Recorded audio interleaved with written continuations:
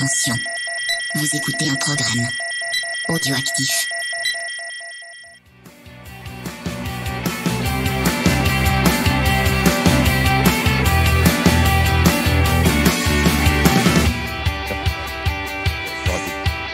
Salut à tous, on se retrouve pour l'épisode 47 de C'est qui en pôle pour lancer cette saison 2019 en MotoGP, Moto2, Moto3 qui est en fait notre troisième saison à nous d'existence, donc on est très content de vous retrouver encore et surtout de toute l'intersaison qui a été faite et encore une belle tablée, toujours à la Binous Paris avec plein de gens.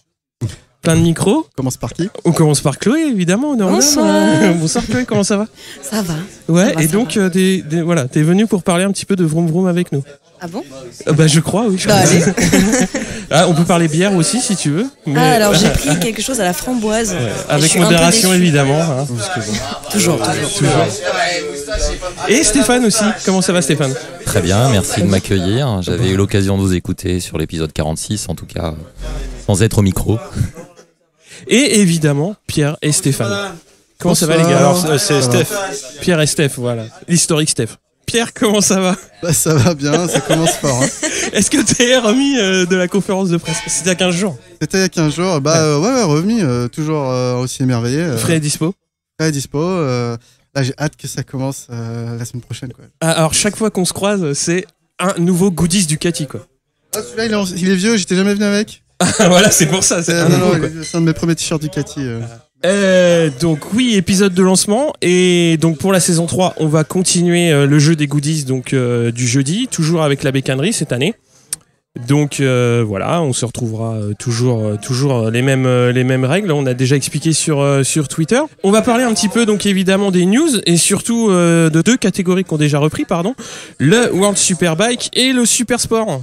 Pierre ? Donc le World Superbike a repris le 23 février, donc c'était le week-end dernier.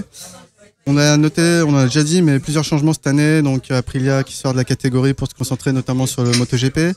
L'arrivée des nouvelles Ducati Panigale V4R, les nouvelles BMW S1000RR, Kawasaki ZX10RR également.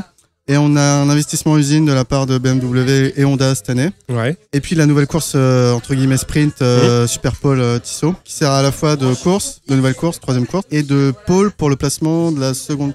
Ouais, c'est un peu compliqué, mais faut regarder un week-end et ça passe bien. Ouais, mais en fait, moi j'ai regardé ce week-end et j'ai compris. Ah bon voilà. Donc c'est à porter tout le monde. C'est pour vous dire. Non, mais plus sérieusement, en fait, c'est moins Shadok que de faire partir les X premiers en milieu de grille. Enfin, ça, déjà, ça me dépassait, quoi. Ouais, Autant là, il y a une espèce de corrélation entre la performance des Lascar sur les X tours. Et puis il y a de la stratégie parce que c'est une course qui vaut moitié de points. Donc t'en as qui vont pas vouloir prendre des risques pour pas s'éclater. T'en as qui sont en retard, qui vont tout donner pour choper 12 points. C'est relativement intéressant. Sachant qu'ils ont qu'une bécane, donc s'ils se bourrent méchamment en course sprint, faut réparer. Quoi. On est dans la gestion là, donc c'est moins idiot que ce que j'avais cru quand j'avais entendu l'année dernière cette espèce de course improbable. Désolé pour l'intervention. Non, il faut.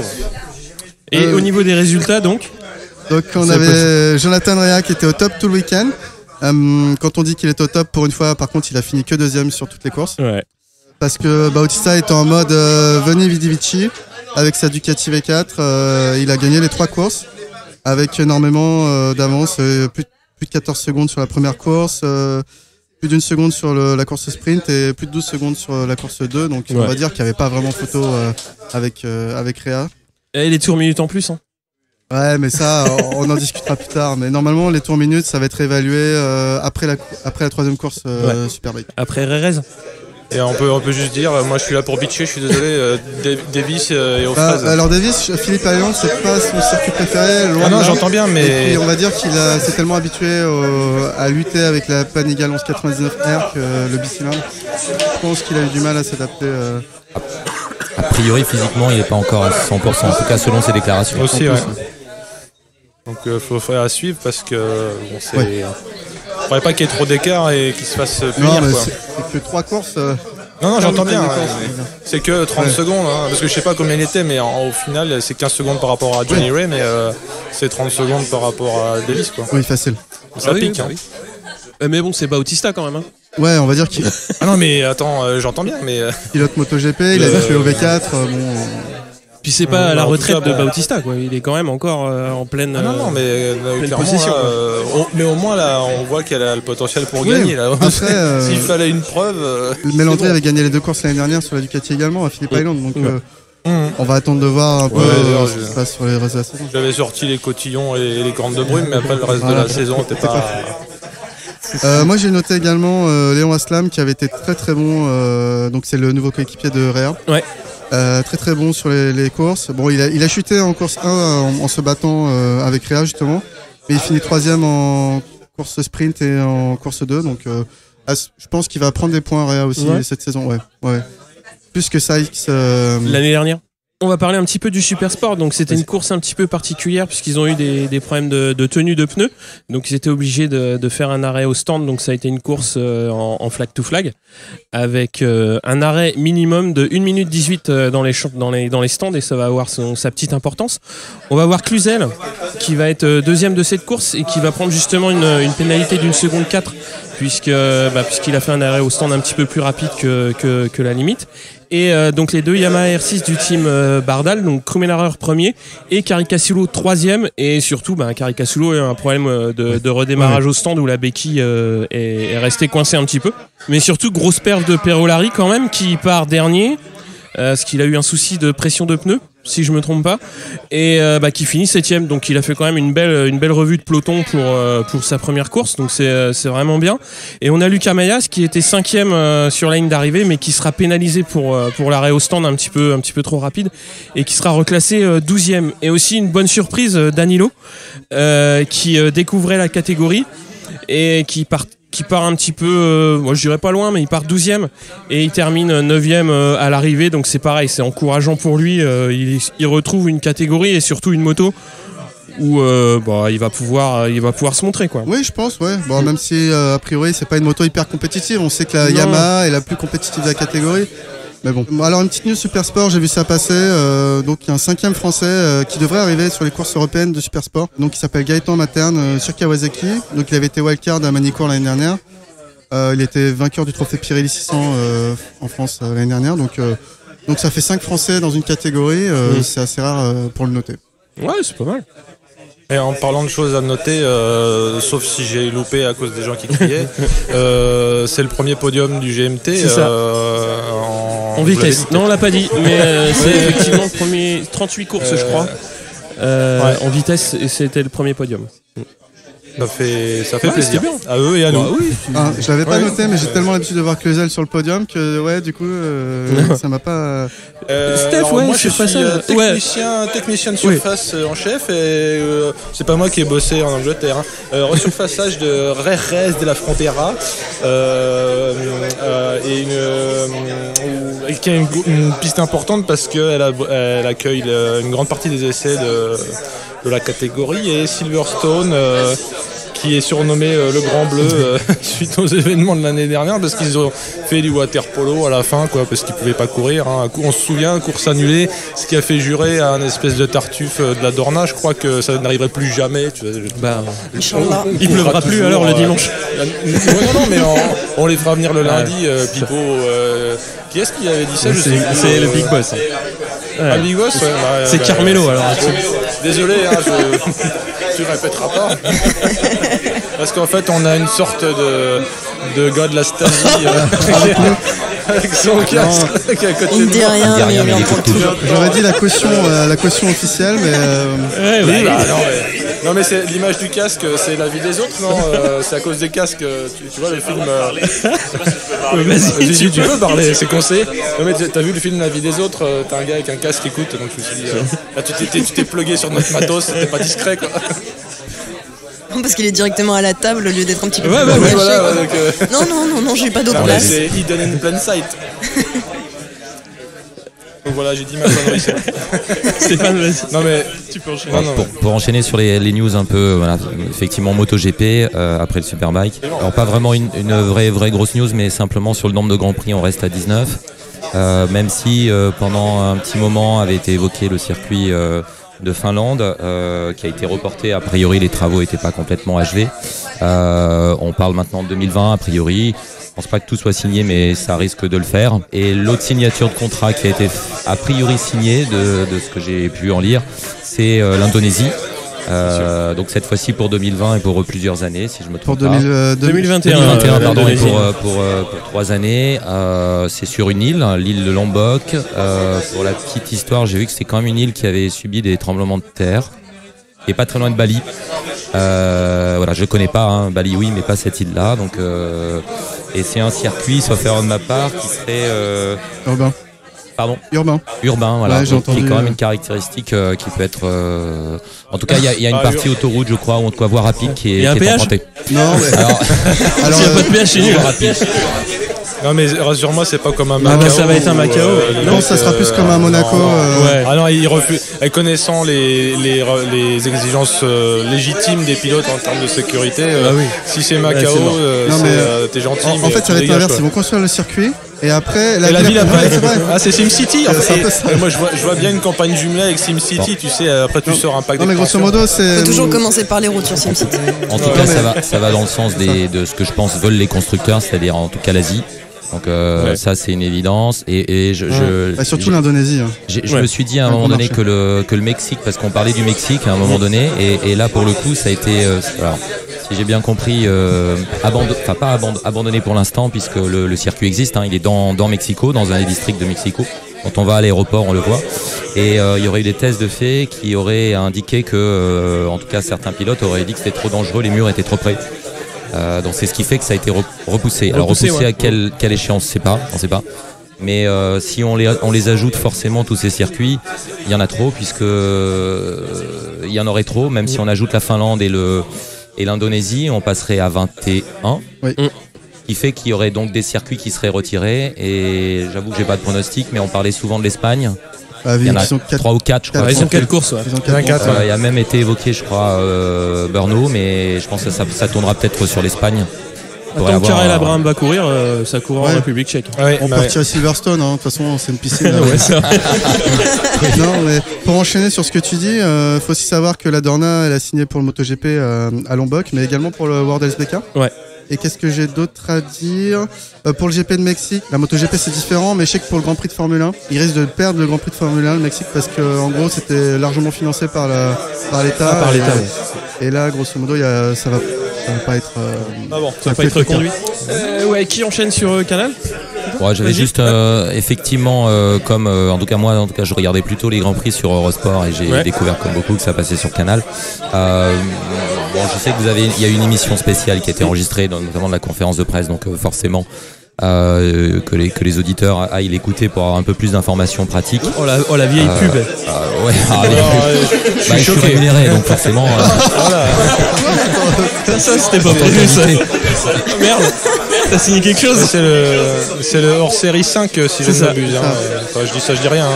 Mais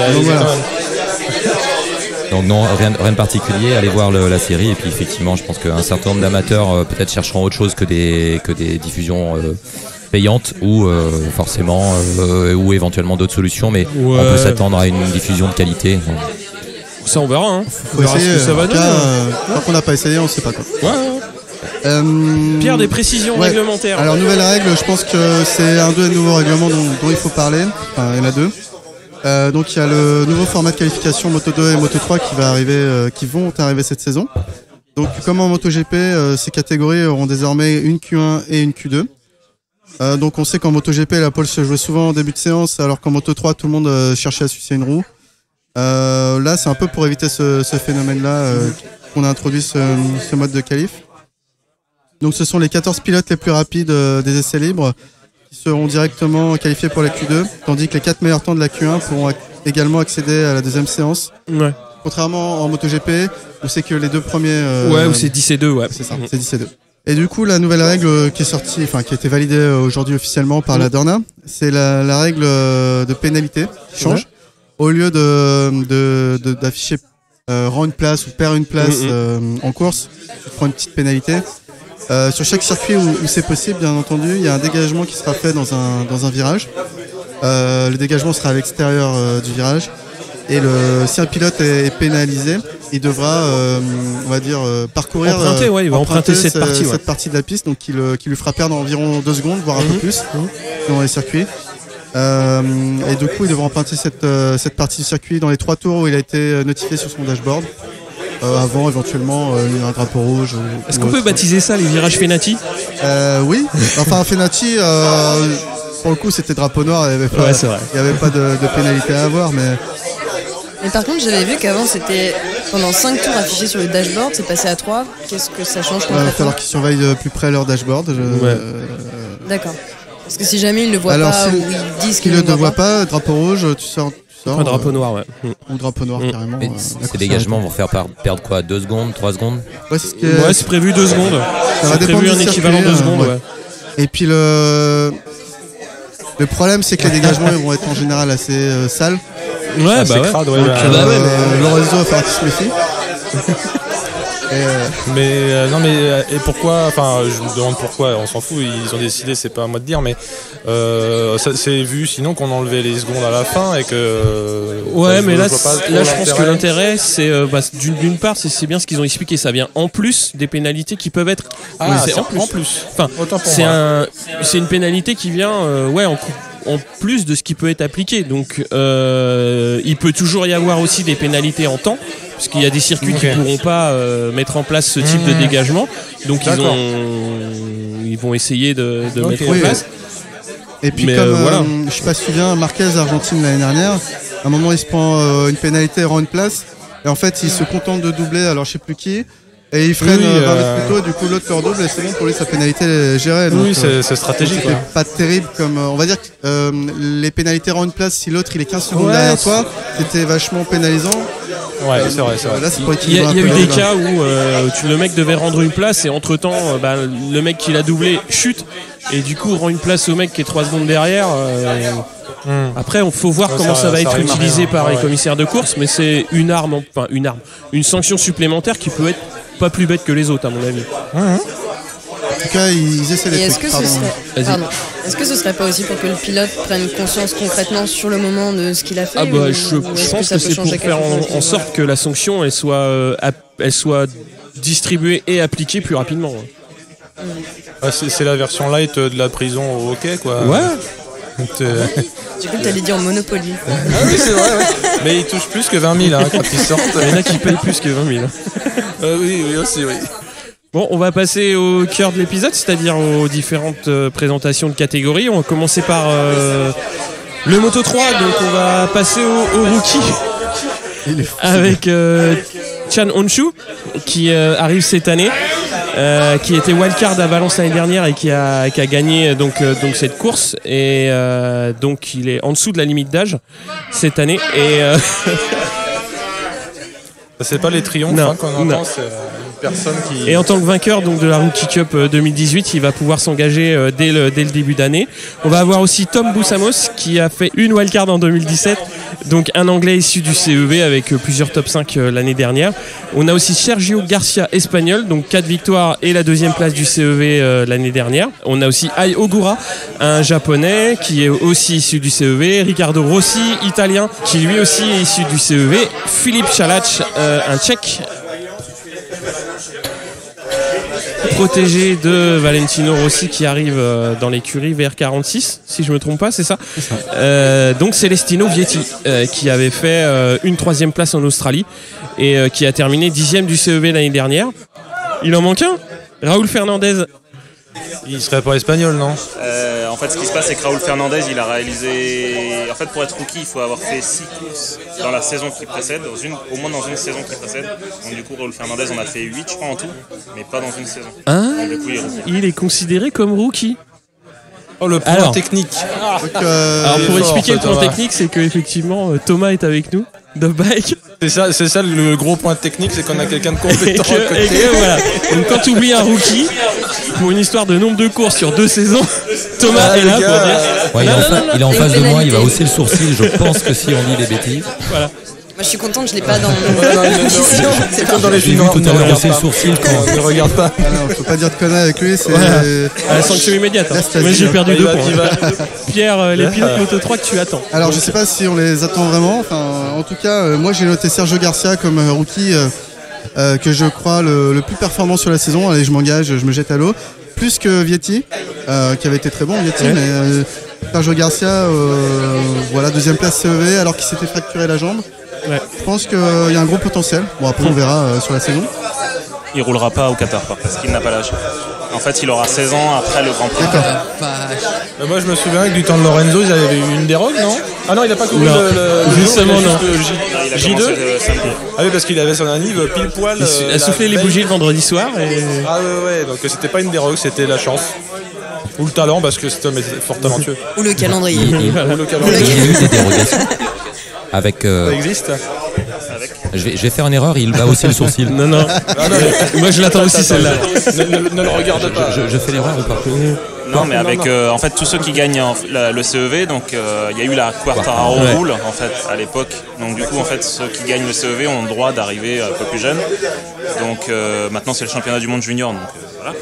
Red Bull Rookies Cup, donc du coup c'est le cas de Asian Challenge Talent Cup et Non. en fait il n'y a que ces deux championnats à la fin, ces deux championnats, sachant que c'est pas un championnat le Red Bull Rookies Cup vu que c'est une coupe, mais il n'y a que ces deux catégories. Voilà, c'était Voilà. la caution. Et puis j'ai noté surtout le deuxième pilote à surveiller, c'est Fenati. Il revient. Alors à surveiller, surveiller, pas sûr que ce soit pour les résultats. Hein. Si, bah si. Il est en liberté surveillée, non ou, Ah, il a un bracelet électronique. En fait, c'est pas un truc pour loguer C'est son ses transpondeur, c'est un ouais. bracelet électronique. Non, bah, je pense qu'il va vraiment être fort Non. aussi, concrètement, parce qu'il a de l'expérience, c'est un bon pilote. Il a tout à reconstruire. Hein. Il a tout à reconstruire, mais il arrive avec le team Sniper, quand même, qui était censé l'avoir licencié l'année dernière. Non, sur lesquels il était censé arriver en Moto 2, Triomphe. Ouais. Il était censé continuer. Et du coup, je me demande si c'est pas une histoire de contrat qu'ils pouvaient pas casser, Sniper. Ils le reprennent en Moto 3. Ça, on sait pas, mais bon, le fait est qu'il va courir, il a pas fait des essais mauvais. Ouais. Donc ça prouve qu'il. Il pouvait qu'il pas est plutôt faire bon. des essais jusqu'au début d'année. Hein. Il a pas pu faire les essais d'hiver. Non, il a pas. Bah, il a Enfin, fait les derniers à Rérez, il les a fait, ouais. Parce que j'ai vu qu'il était pas trop mal classé. Il est deuxième temps, je crois. Non, mais il est solide. Après, voilà, pour quelqu'un qui a son bagage et bon, son passif, bah, il a tout à refaire. C'est On une peut espérer qu'il cherche à se racheter aussi. Bah, il a pas le peut-être. choix, hein, au bout d'un moment. deuxième seconde chance. Quoi. Deuxième seconde chance. Ça Oula. fait la troisième, donc. Effectivement, après s'être fait virer de VR46, comme on Ouais. a dit en 2016. Hein. Après, ouais, Vietti, moi, vu ce qu'il a fait montrer à Phillip Island, ouais, je pense que ça peut être. Il va pas jouer le titre, mais je pense qu'il peut bien se placer sur la saison. Donc, c'est pareil, ça va être à surveiller. Oui. Honshu, j'attends. Bah, j'attends. On attend forcément beaucoup de quelqu'un qui a fait ce qu'il a fait. Après, il est jeune, il va avoir le temps d'avancer, quoi. Oui. Donc, j'espère qu'on le verra dans l'année. Après, Canet. Moi, j'y crois plus, Canet. Si, moi j'y crois, parce Non, qu'il a mais- fait des essais qui étaient pas mauvais. Il est toujours placé, il est jamais mais au bout vainqueur. d'un moment, quoi, faut que ça Canet. démoule. Enfin, Bah, attends, c'est ce que je dis plus tard. Je suis tombé sur le palmarès de Cordfield. ouais. Ça fait 11 ans. C'est sa 11e saison. Il a Ouais. connu 2 saisons en 125. Ouais. C'est sa 11e saison. Et il est pas plus vieux que Rossi. Non, mais voilà, Non, le c'est bon. vétéran de la catégorie Canet, il va bientôt le rejoindre. Non, non. Jamais titré, non, aussi. Ah ouais. Il passera en Moto 2. Correction. Non, Cornfield c'est le seul pour la petite histoire qui a fait toutes les courses Moto 3 depuis que la catégorie existe. Putain. Il en a pas loupé une. Donc quand il s'arrête, la catégorie s'arrête. Ou change de En cylindre. fait, c'est lui qui a les clés. Donc ouais, il n'y aura pas de Français cette saison dans la catégorie. Non. Donc le Kazakh Makar Yurchenko a retrouvé un team après cette fait virer l'année dernière en cours de saison parce que bon, il n'y avait plus de financement. Est-ce qu'on va finir l'année? Tu le dis bien, hein. Hein Tu le dis bien, il n'y a plus de financement, mais Oui. en fait, c'est son père qui a arrêté de payer son guidon pour des raisons qui lui sont propres. Donc, cette année, il a retrouvé un guidon. Voilà. Ouais, Campbell, ouais, t'en as parlé. Campbell, on en a parlé. Ouais. Et ouais, donc sur les essais de RRS, donc qui sont tenus du 20 au 22 février, on a eu au combiné donc Massia en tête, Fenati 2, De La Porta 3, Honshu et Vietti 23 et 24, donc un peu loin au général. On va passer au Moto 2. Qui est-ce qui s'y colle? C'est Steph? Affirmatif. Alors moi je suis content parce qu'il y a l'arrivée du moteur Triumph, le 765 cm3 qui est un anagramme du 675 de la Daytona des Keke. Je déconne, mais c'est pas une bécane de Keke, mais c'est une bécane qui se vole beaucoup. La Daytona 675, là c'est un peu le T-Max des motos. Ça c'est pour la petite anecdote. Donc 5 constructeurs de châssis. KTM, Kalex, NTS, Speed Up et MV Agusta.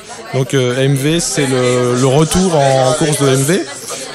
Et on aura un hybride KTM Triumph, moi ce qui me fait toujours délirer, même si évidemment ça ne déboulera pas sur une mise en prod. On peut rêver quoi. Alors par contre ils sont mignons, ils disent que le moteur a un super bruit, ils nous ont fait écouter les bruits, mais on va demander à quelqu'un qui l'a vraiment entendu. Il a un super bruit ce moteur? Bah tu l'entends là. Oui c'est vrai que. Mais là ils viennent de casser une soupape là. Non, c'est un super bruit. Après, c'est surtout l'électronique, le bruit du blipper, comme je l'ai tweeté. Si vous suivez. Donc, on entend le bruit au rétrogradage du petit coup de gaz. Donc, c'est vraiment sympa. Et c'est vrai qu'en bord de piste, c'est un autre bruit.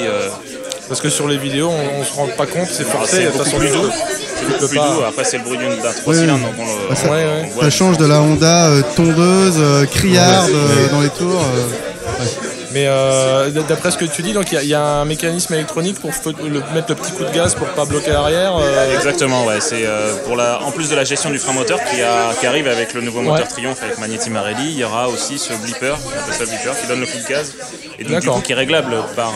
Donc ils ont une sorte d'anti-dribble électronique. C'est pas l'anti-dribble de l'embrayage. Non. Supermote, mais d'accord, mais ils ont le petit coup de gaz. Il faudrait que j'ai ça sur mon bi là. Mais comme ça, je pourrais faire du bruit en plus. Tu digresses. Bah oui, Grèce. Alors, les rookies, on a du mal à dire que Martin est un rookie. C'est un rookie dans la catégorie, mais on a l'impression qu'il a posé la première pierre du championnat, tellement ça fait longtemps qu'on parle de lui. Il est blessé, mais il a fait des bonnes choses à Rérez en test de fin de saison. Dans un team balèze, KTM, alors c'est Ajo ou Aro, je sais pas, Ayo. Et il y a la Italian Connection, Bezecchi chez Tech 3, Boulega chez VR46, Bastianini, Italtrans et DJ Antonio chez Speed Up. Jake Dixon qui a eu juste une wildcard en 2017 sur Suter. Et rien d'autre en GP pour l'instant. Il lui sera sur KTM dans le team Angel Nieto en 2019. Alors c'est un Indonésien, mais je crois que j'arriverai à prononcer son nom parce qu'il n'y a pas trop de mots contre triple au Scrabble là. C'est Dimas Eki Pratama. Alors je suppose. Pourquoi? Il compte pas triple. Une wildcard en 2017 et deux en 2018. Alors là je dis ça sous l'égide du docteur. Et son coéquipier Thaï landais, Somkat Chantra, wildcard x1 en 2018 et 9e du CEV aussi, c'est la même année, dans le team Idemitsu Honda Team Asia. Enfin, ils sont deux. Lukas Tulovic qui a couru 3 courses en 2018 chez Kiefer Racing. C'est des gens qui kiffent, c'est ça. Et son compatriote teuton Philippe Huttel, qu'on connaît un peu plus chez Red Bull KTM, donc un Allemand chez les Autrichiens. On reste en famille. Tech 3, donc français aussi. En fait, moi, ce que je note, j'ai pas l'habitude de voir, c'est qu'il y a des gens qui montent de Moto 3 vers Moto 2 dans ces rookies. Et puis il y a des gens qui débarquent entre guillemets de nulle part, en tout cas on n'a pas l'habitude de les voir, comme Tulovic, Dixon, Pratama, Chantra, qui arrivent directement en Moto 2 sans passer par le Moto 3. Parce qu'ils passent par des championnats. T'as du CEV Moto 2, si je me trompe pas, Donc t'as des championnats de promotion aussi en 600. C'est des gens qu'on n'a pas appris à connaître dans les catégories inférieures, donc voilà. Ils découvriront les circuits. Après, on peut aussi imaginer que là, on voit les nationalités. Indonésie, Thaïlande, c'est peut-être aussi, ça intrigue un peu peut-être en coulisses pour que ce serait bien que tu Non, mais c'est des teams, qui font de la promotion aussi auprès des pilotes. Non, mais d'ailleurs, c'est pas du tout un mal, mais c'est bien aussi qu'on voit d'autres choses parce que, je pense que tout le monde est à peu près au courant. En Indonésie, en Thaïlande, les mecs qui font des courses sous la pluie, à fond la caisse sur des brels. Enfin, c'est des killers. Siarine, il s'appelle bien le poisson, El Pescao. C'est clairement. C'est bien qu'il y ait de l'oxygène insufflé dans l'eau pour notre championnat tant aimé. Stéphane, alors quel pilote tu attends l'année prochaine? J'ai quand même cité 2 Italiens, mais pas avec la même. Regarde, Luca Marini, c'est quand même le petit frère de Valentino. C'est quelqu'un qui a débuté en 2016, si je me trompe pas. 2017, il a été blessé, et là, si j'ai bien vu, en gros en 2018, quand même les derniers Grands Prix, il a vraiment performé. Il a fait des podiums, il a eu une victoire. Franchement, ça a l'air d'être quand même. On peut dire quand même qu'il peut performer dans le top 5 facilement. Je ne sais pas s'il serait candidat au titre, mais en tout cas, je pense qu'on peut attendre de lui, et surtout qu'on puisse parler de lui sans parler de Valentino Rossi. C'est-à-dire qu'en gros, Luca Marini en tant que pilote et pas en tant que petit frère de Rossi. Voilà, je pense que c'est ce qu'on peut attendre. On peut attendre de lui, et il semble que les essais là se sont plutôt bien passés jusqu'à présent pour lui. Il court toujours dans l'écurie du frangin, donc les deux seront toujours associés. Hein. On est obligé de. C'est pour ça que je fais un peu de différence avec Nicolo Boulega. Ça fait un moment qu'il est aussi chez VR46, mais il a fait quand même en Moto 3. Il était. Par contre, il avait des débuts plutôt prometteurs, mais moi je l'ai vu finalement assez peu performer en Moto 3, plutôt décevant entre guillemets. Pour moi, en tout cas, il semblait un peu décevant. Je vois pas le sourcil, mais je vois Thomas se rapprocher. Je veux dire un truc. Non, mais après, je veux dire, je peux participer, il n'y a pas de souci. Vas-y. Mais Bulega, en fait, là, effectivement, donc il faut pas oublier qu'il est champion du monde junior en Moto 3, qu'il arrivait en Moto 3 en performant direct, un peu comme ce que Fabio a fait à l'époque. Mais par contre, en fin de saison, l'année dernière, il y a 2 ans maintenant, il s'est blessé lourdement à Valence, il s'est cassé la cheville, mais vraiment violemment, et donc du coup en fait il n'a pas pu reposer le pied avant le mois de février, début de saison, et donc du coup en fait sa saison 2018 a été compromise dès le début en fait, donc c'est pour ça qu'il a eu beaucoup de mal, il pouvait pas faire plus de 15 tours sans s'arrêter en fait. Donc c'est pour il a ça terminé à mauvaise position. Exactement, et ensuite il s'est reblessé et Vietti l'avait remplacé. Exactement, et Vietti l'avait remplacé, et donc et en plus de ça il est trop grand. Il est grand. Donc son gabarit fait que du coup en Moto 2 il sera peut-être. Il a la taille de Rossi a priori. Trop grand. Pour réagir sur Boulega, moi c'est un peu mon désamour. Hein. Je l'ai vu arriver, j'étais immédiatement talentueux, et il commençait à scorer. Et puis depuis il fait que sombrer, et du coup c'est un peu je l'ai on va dire dans le collimateur. Non mais j'ai rien contre lui personnellement, mais il m'a trop déçu. Là, c'est 2 Italiens, Boulega Marini, 2 grands. Je change de sujet du coup.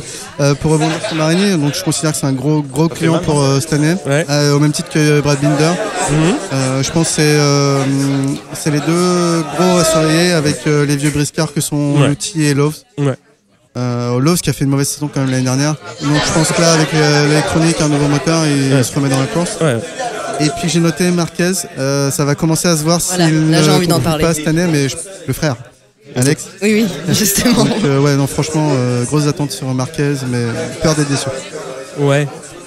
En fait, il faut savoir combien de high-side il va faire cette année. C'est complet. Non, mais c'est monsieur high-side. Non, mais moi, je dis pas ça méchamment, mais quand il se prend des bourres, c'est pas celle de son frangin où il perd l'avant. Hein. Il s'éclate. L'année dernière, enfin la précédente de 2018, il s'était pété une cervicale, je crois. Hein. À Misano, et puis en Allemagne, il s'était pris une moto sur sa moto sur le dos. Il a pris cher. Oui, c'est en Allemagne. Et en fait, tous les chats noirs de son frangin, c'est lui qui prend. En même temps, il n'a pas la même corpulence, c'est peut-être l'entraînement gymnastique, souplesse de Marquez, frère.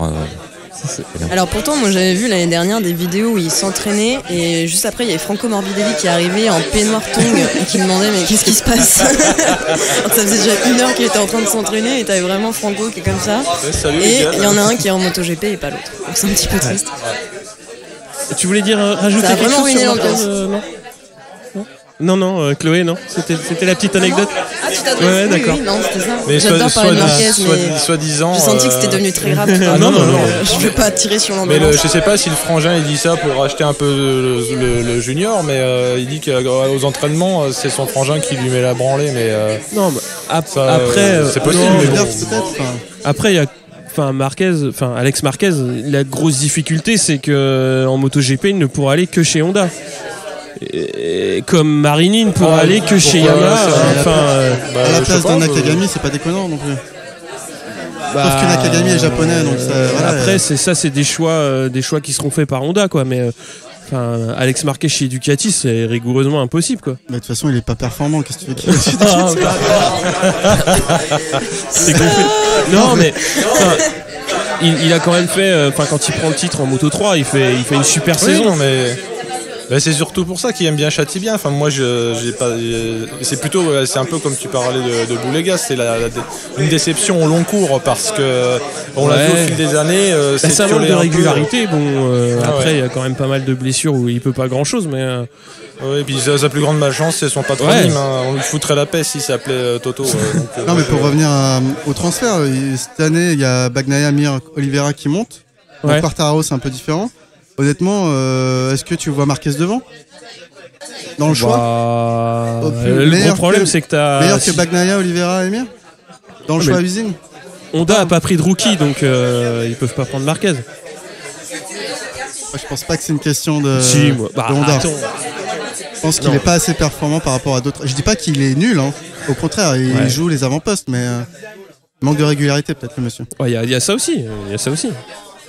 Déjà, l'année du départ de Morbidelli, moi j'imaginais qu'il allait se faire plaisir et ça n'a pas marché en fait. À monter, peut-être pas monter tout de suite, mais finalement il faut que peut-être que son frère lui dit il faut que tu fasses faut que tu passes le titre en Moto 2. Le gros problème, il faut passer le titre en Moto 2. Le gros problème du Moto 2, c'est que c'est un sacré cimetière de pilotes qui n'arrivent pas à monter au bout d'un moment, quoi. Et des pilotes qui redescendent aussi. Ouais, en Moto 3, assez peu. La maison de retraite, c'est les pattes. Ah oui, en Moto 2. Ouais. C'est soit tu fais des montées rapides comme ont fait Vignales et Mir. Soit tu construis en 2-3 ans, mais si tu stagnes, c'est comme le fast pass chez Mickey, quoi. Tu prends le ticket et puis tu une saison et ça. Johan, c'est pas passé. Non, mais Johan pas passé loin de stagner. Hein. Ça se joue à pas grand chose. Il a passé combien de temps dans la catégorie 3 5 ans? Non, avec 2 titres aussi, peut-être 6-5 ans. Mais il galère. Moi, je trouve qu'il galère que la première année, mais il progresse. Il progresse à chaque régulièrement. championnat. Et ça suffit pas toujours. Ah, ça suffit pas toujours, je suis d'accord. On est d'accord. Alors, on a aussi le retour d'Emre Agusta en constructeur châssis, donc qui avait quitté la catégorie depuis un bon moment hein, quand même. Je saurais même pas dire. Mais c'est bien parce que 76. Oh la vache. Et sans note, hein. Il a révisé, c'est sûr.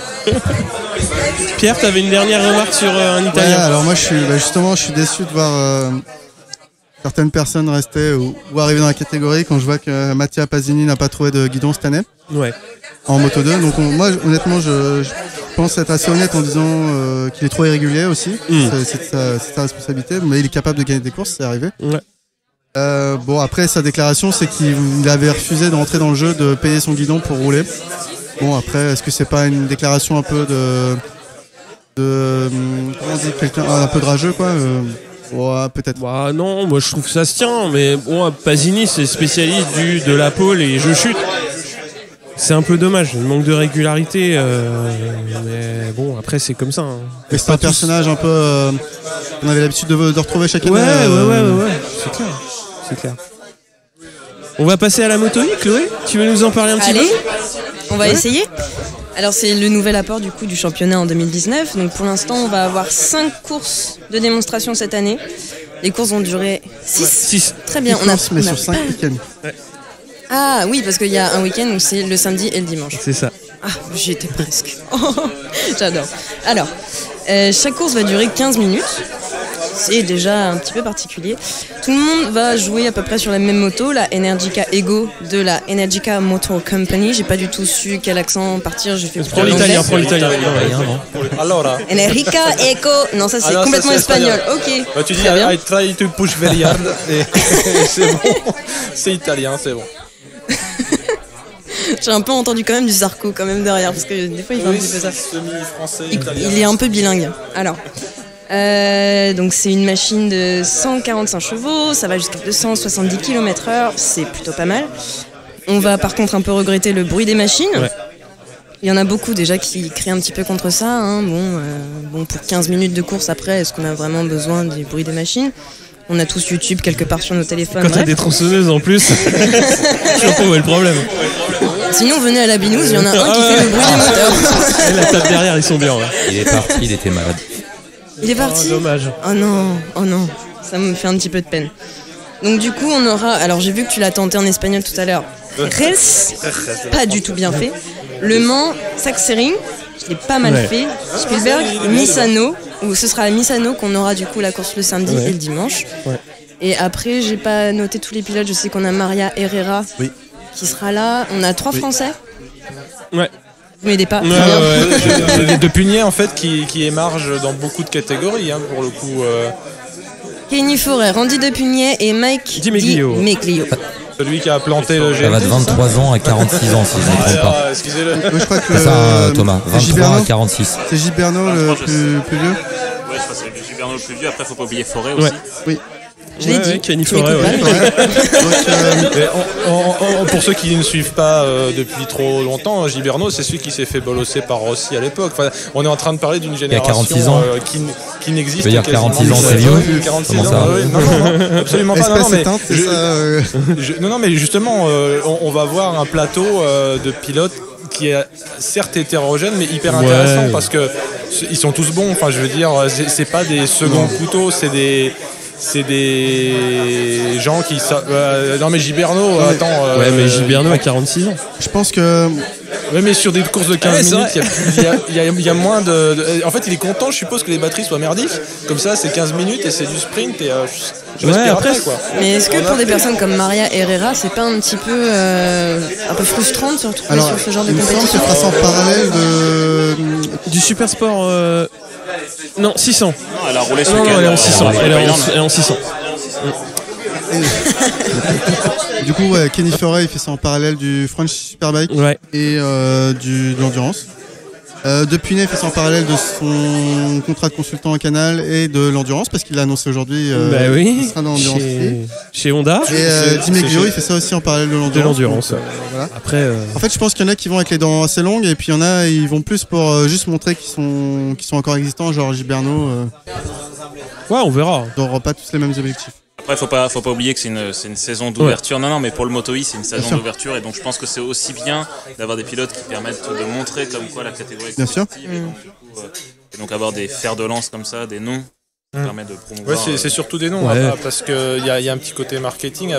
Chacun, finalement, comme il y a une grande disparité d'âge et de provenance, j'ai l'impression que chacun peut y trouver. Ah oui, je le connais. Ah tiens, c'est machin. Et donc, moi, je trouve que le plateau est intéressant.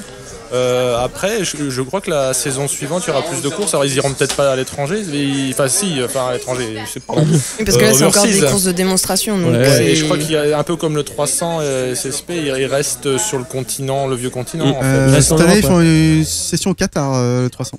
Ah, quand même. En fin de saison. My bad. Non, mais ça change. Okay. Et ça vous tente, du coup, ce genre de compétition? Moi, je pense que ça va être marrant. Enfin, ça va être marrant. C'est pas le bon mot, marrant.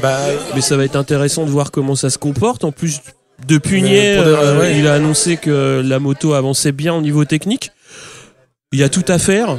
Je pense qu'il y a des équipes qui vont faire ça effectivement pour la perf, pour aller vite, pour faire avancer le développement. Il y a d'autres équipes qui seront plus là pour faire de la com. Donc, je pense qu'il y aura des courses qui seront de toute façon intéressantes. Moi, ce que je veux, c'est de la bagarre. Si le plateau est homogène, non, mais si le plateau est homogène et que ça se bat bien, franchement. Même pour 15 minutes. Ouais. Des fois, t'as des qualifs, t'as des Q2 de MotoGP qui durent exactement 15 minutes. Merci Steph. Mais non, mais t'as des Q2 de 15 minutes qui sont passionnantes et on dit pas ça dure que. Moi, je pense que la durée d'une course fait pas tout, parce que de toute façon, dans une course de MotoGP qui dure 40 minutes, t'as souvent un ventre mou dans le milieu de 10-15 minutes. Bon, ça se bagarre au début, après ça fait son rythme, et à la fin ça se bagarre. Je trouve que c'est souvent comme ça, mais en 15 minutes, il y a moyen de faire de belles choses. Non, mais parce que j'ai lu pas mal d'avis négatifs en fait, d'avis négatifs, donc soit c'est le côté écologique qui est critiqué, soit c'est le bruit du moteur qui manque, soit justement le fait que ce soit que 15 minutes. Il manquera toujours quelque chose, ça je suis d'accord. Alors je vais réagir à ce que tu dis. Donc sur le bruit, il me semble que, alors je sais pas si toi Thomas ou quelqu'un d'autre qui avait dit, du coup on entend tout le reste de la moto, la pneumatique qui travaille, les suspensions qui travaillent, la chaîne, et du coup ça apporte autre chose en fait. On n'est pas envahi par le bruit du moteur. Et par rapport au fait que ce soit que 15 minutes, moi ce que je disais tout à l'heure, c'est que la nouvelle course Superpole Tissot de World Superbike, j'étais pas forcément chaud au début, mais au final les mecs ils tirent la bourre, mais à fond quoi, parce qu'ils savent qu'ils ont que 20 minutes pour gagner. Ouais, pour faire la différence. Et comme tu dis, Cyril, il n'y avait pas de ventre, il n'y a pas de moment mou dans la course, c'est à fond tout le temps. De toute façon, c'est inéluctable. Peut-être qu'on n'aura pas le frisson qu'on peut avoir quand on voit débouler des MotoGP en bout d'une ligne droite avec le bruit que ça peut faire. Ça, forcément, pour quelqu'un qui l'a vu, ça fait forcément des frissons. Je pense que ça, on les aura pas forcément avec ce bruit. Le déplacement du bruit et du son, on l'aura pas, mais c'est inéluctable. Et je pense que la Dorna, elle a compris qu'elle avait pas le choix parce que, en gros, elle a investi 6 secteurs. Je crois qu'en Formule 1, moi, je suis pas un spécialiste Formule 1, mais il me semble que le promoteur Formule 1 s'est fait piquer un peu la partie la Formule I, ouais. Et ça doit vraiment les enquiquiner parce qu'ils savent que de toute façon, dans 15-20 ans, si on veut qu'il y ait les 2 roues, forcément, le thermique sera plus exclusivement du thermique. De toute façon, il fallait commencer par quelque chose. C'est une moto qui est unique pour tout le monde, donc ça, de toute façon, c'est amené à terme à avoir à minima des différences de châssis, peut-être une motorisation unique comme ce qu'il y a en Moto 2, peut-être, je sais pas, mais ouais, voilà, enfin, faut créer un truc. Ouais, ça fera pas de bruit, mais bon, je pense qu'il y aura de la bagarre et on va se marrer aussi, hein. Mais pour le bruit, je suggérais de prendre une pince à linge et de mettre une carte à jouer dans les rayons, tu sais, comme sur les BMX. Mais plus sérieusement, aujourd'hui, nous, mentalement, on associe la performance au bruit. Mais tu prends quelqu'un qui naît aujourd'hui et le bruit d'un moteur électrique. Alors moi, j'étais un vieux nerd de merde quand j'étais ado. Je faisais du modélisme 4.2 machin, moteur 17x2, charbon mes couilles. Et en fait, le bruit d'un moteur électrique, quand tu connais un peu, quand il y a la sauce, c'est aussi impressionnant. C'est juste, c'est moins bruyant, mais il y a un sifflement qui laisse à penser qu'il y a de la sauce. Et puis pour ceux qui ont joué à Wipeout, tu vois ce que je veux dire, ça peut devenir Wipeout d'ici 20 ans. On sera tous des humains augmentés, comme ça les sera chasseurs dans Star Wars, c'est impressionnant quand on entend le bruit. Oui, t'as l'espèce de bruit là. En fait, on va peut-être s'habituer à associer une performance à un autre type de bruit. Nous, on aura peut-être du mal. Ducati, j'allais dire tough. Moi, j'aime bien les gros billes qui font du bruit. Donc. Par contre, je me suis posé la question. C'est des machines lourdes quand même, de 170 kg. Bon, apparemment, ça a pas l'air d'être un vrai sujet pour les pilotes. Ils s'habituent, ils ont un pilotage différent. Mais en cas de chute, avec la batterie, ça explose. Non, je sais pas si ça peut repartir. Je sais que les batteries sont inflammables. Bon, après, on verra. C'est chouette, ça ajoute du challenge. Mais exactement. T'as pas le droit à l'erreur. Faut pas tomber. Non, c'est comme Hendrix à l'île de White, quoi. À un moment, le mec, il fera un rite satanique au-dessus de sa bécane qui brûle. On va passer au MotoGP, Pierre, avec les rookies. Les rookies MotoGP, donc vous les connaissez tous, c'est Johan Mir chez Suzuki, Francesco Bagnaia chez Pramac Ducati, Oliveira Miguel chez Tech 3 KTM et Fabio donc Quartararo chez SICK Petronas Yamaha. Donc des rookies prometteurs. Franchement, je pense que c'est, comme on dit, c'est une bonne cuvée cette année de rookies et ils risquent de mettre plus d'un ancien à la cave. Non, vraiment, je pense que... Je vois ce que tu veux dire. Non, non, mais après, il y a l'aspect expérience. Tu sais, ils sont super forts et on a vu que Quartararo a fait un super temps aux derniers essais. Après, il y a l'anti-inflammation, si j'ose dire, des yeux. Je sais même pas pour dire Rossi, mais des gars qui ont fait quelques saisons. Il y a plein de paramètres, genre t'as les pneus froids pendant 2 tours et c'est vachement plus pénalisant que dans les plus petites catégories. Il va leur arriver des bricoles que tous les rookies ont apprendre à gérer. Oui, c'est ça, mais en fait, je pense qu'en pilotage pur, ils peuvent prendre n'importe qui. Mais après, le MotoGP, ça a l'air d'être quand même une discipline vilaine qui punit beaucoup. Non, mais je dis pas qu'ils vont gagner un titre, mais par rapport à on va dire un Ciarin ou un Folger qui sont montés ces dernières années, moi je les vois pas trop à ce niveau, mais plus comme des Zarco. Vraiment faire des top 10 dès le début régulièrement. Oui. Ouais, clairement. Pas des Marquez. Marquez, Marquez c'était à part. Enfin, voilà, c'est toujours à part. Toujours à part, exactement. Des Lorenzo qui ont quand même performé, mais chuté un peu au début. Quoi. Mais tu vois, ça va être des trajectoires comme ce qu'a pu faire Vignales. Quand tu vois Mir qui arrive chez Suzuki. Chez Suzuki, tu veux dire. Non, mais des trajectoires comme Vignales, donc il y a forcément un début de trajectoire. Mais après, c'est le bac. Non, mais Mir, Bagnaia, avec l'entourage, avec la construction de carrière qu'il a eue l'année dernière, là il arrive chez Ducati, c'est une progression ultra régulière. Oui, puis il a de bons Exactement. conseils. Et puis il est dans une très bonne écurie. La moto de l'an dernier, elle était très bonne chez Ducati. En plus, Ducati, ça on y reviendra un peu plus tard, mais a une bonne politique, à mon avis, pour cette année, pour ses pilotes.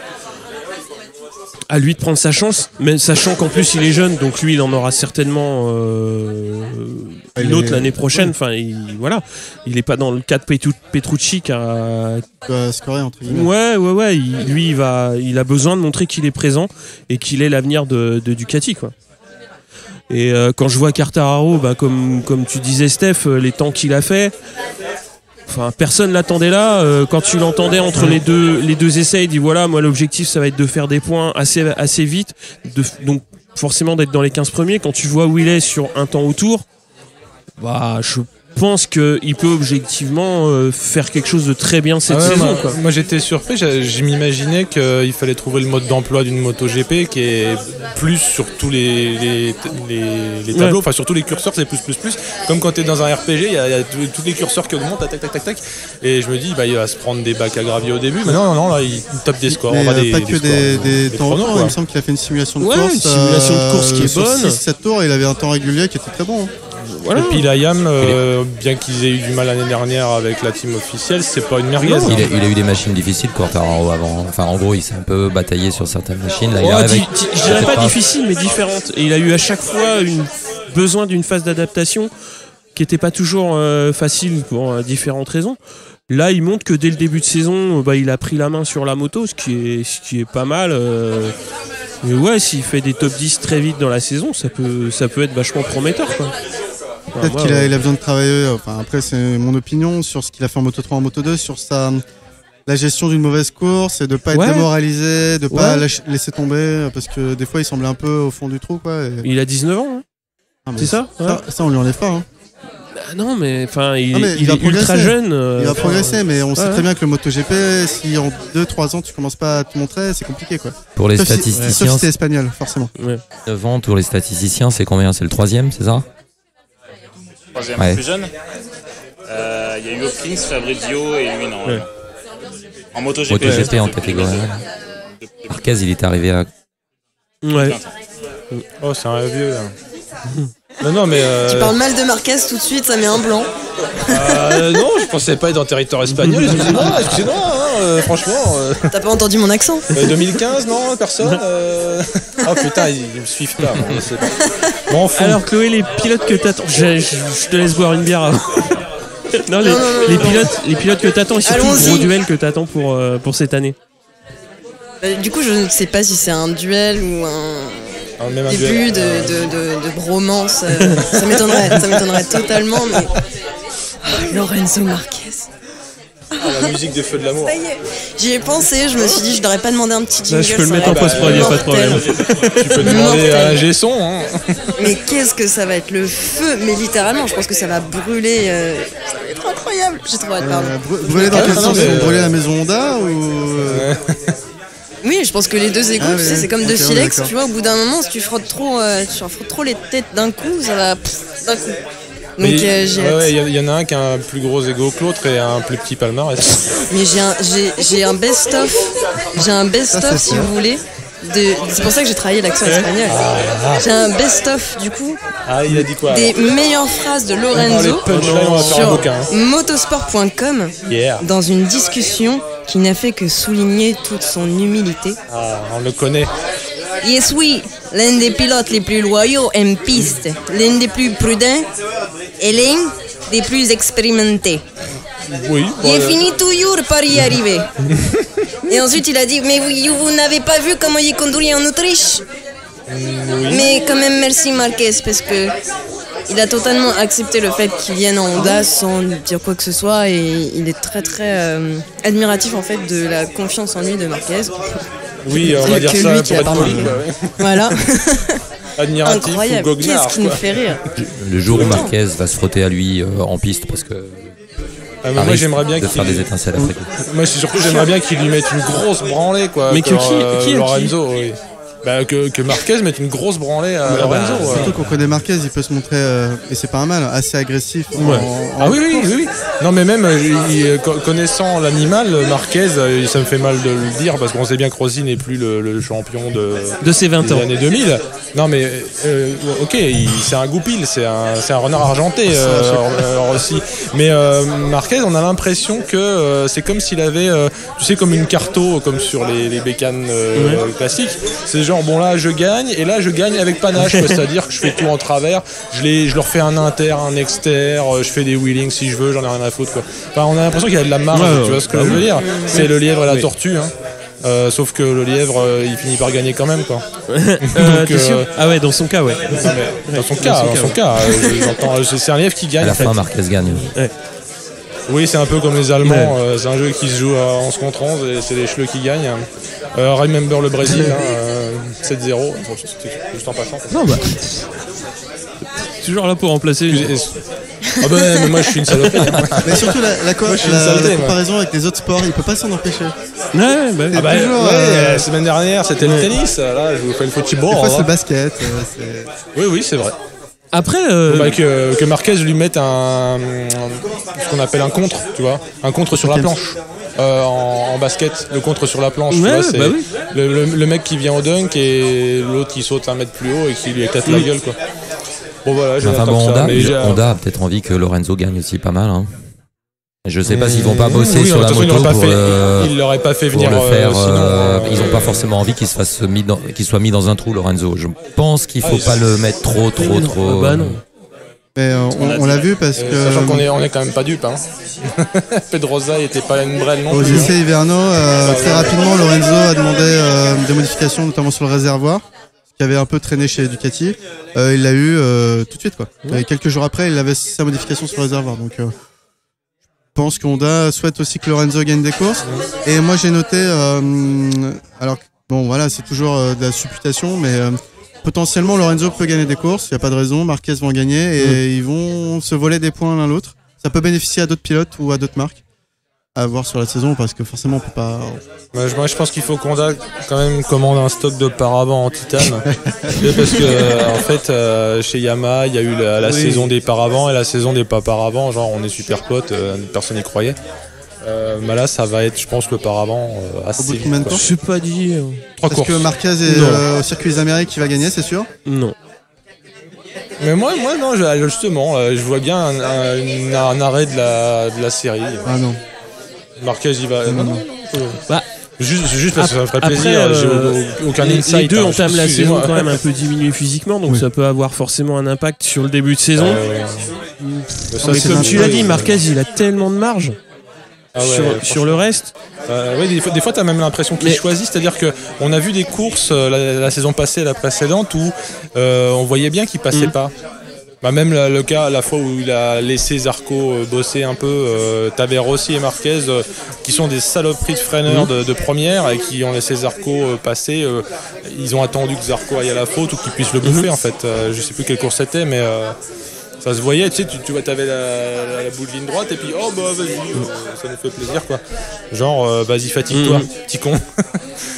Mais bon, Lorenzo avec la saison qu'il a fait l'an dernier quand même, enfin au début de l'été, il était très très bon sur la Ducati. Bien sûr. Ah ouais, avant de signer chez Honda, il performait pas mal. C'était gros. Non, mais en plus, il faut lui rendre ce qu'il a fait. Il a mis un peu la misère à Marquez sur la course de je sais plus où, parce que je retiens pas du tout les courses où ça arrive, mais il y a eu un gros dogfight avec Marquez, et ça c'était chouette à voir. Parce qu'en fait, on avait catalogué Lorenzo en métronome, et un peu comme Pedrosa, il fallait pas qu'il ait d'antagoniste, sinon il perdait entre guillemets ses moyens, ou du moins, il était pas taillé pour le combat de rue. Visiblement.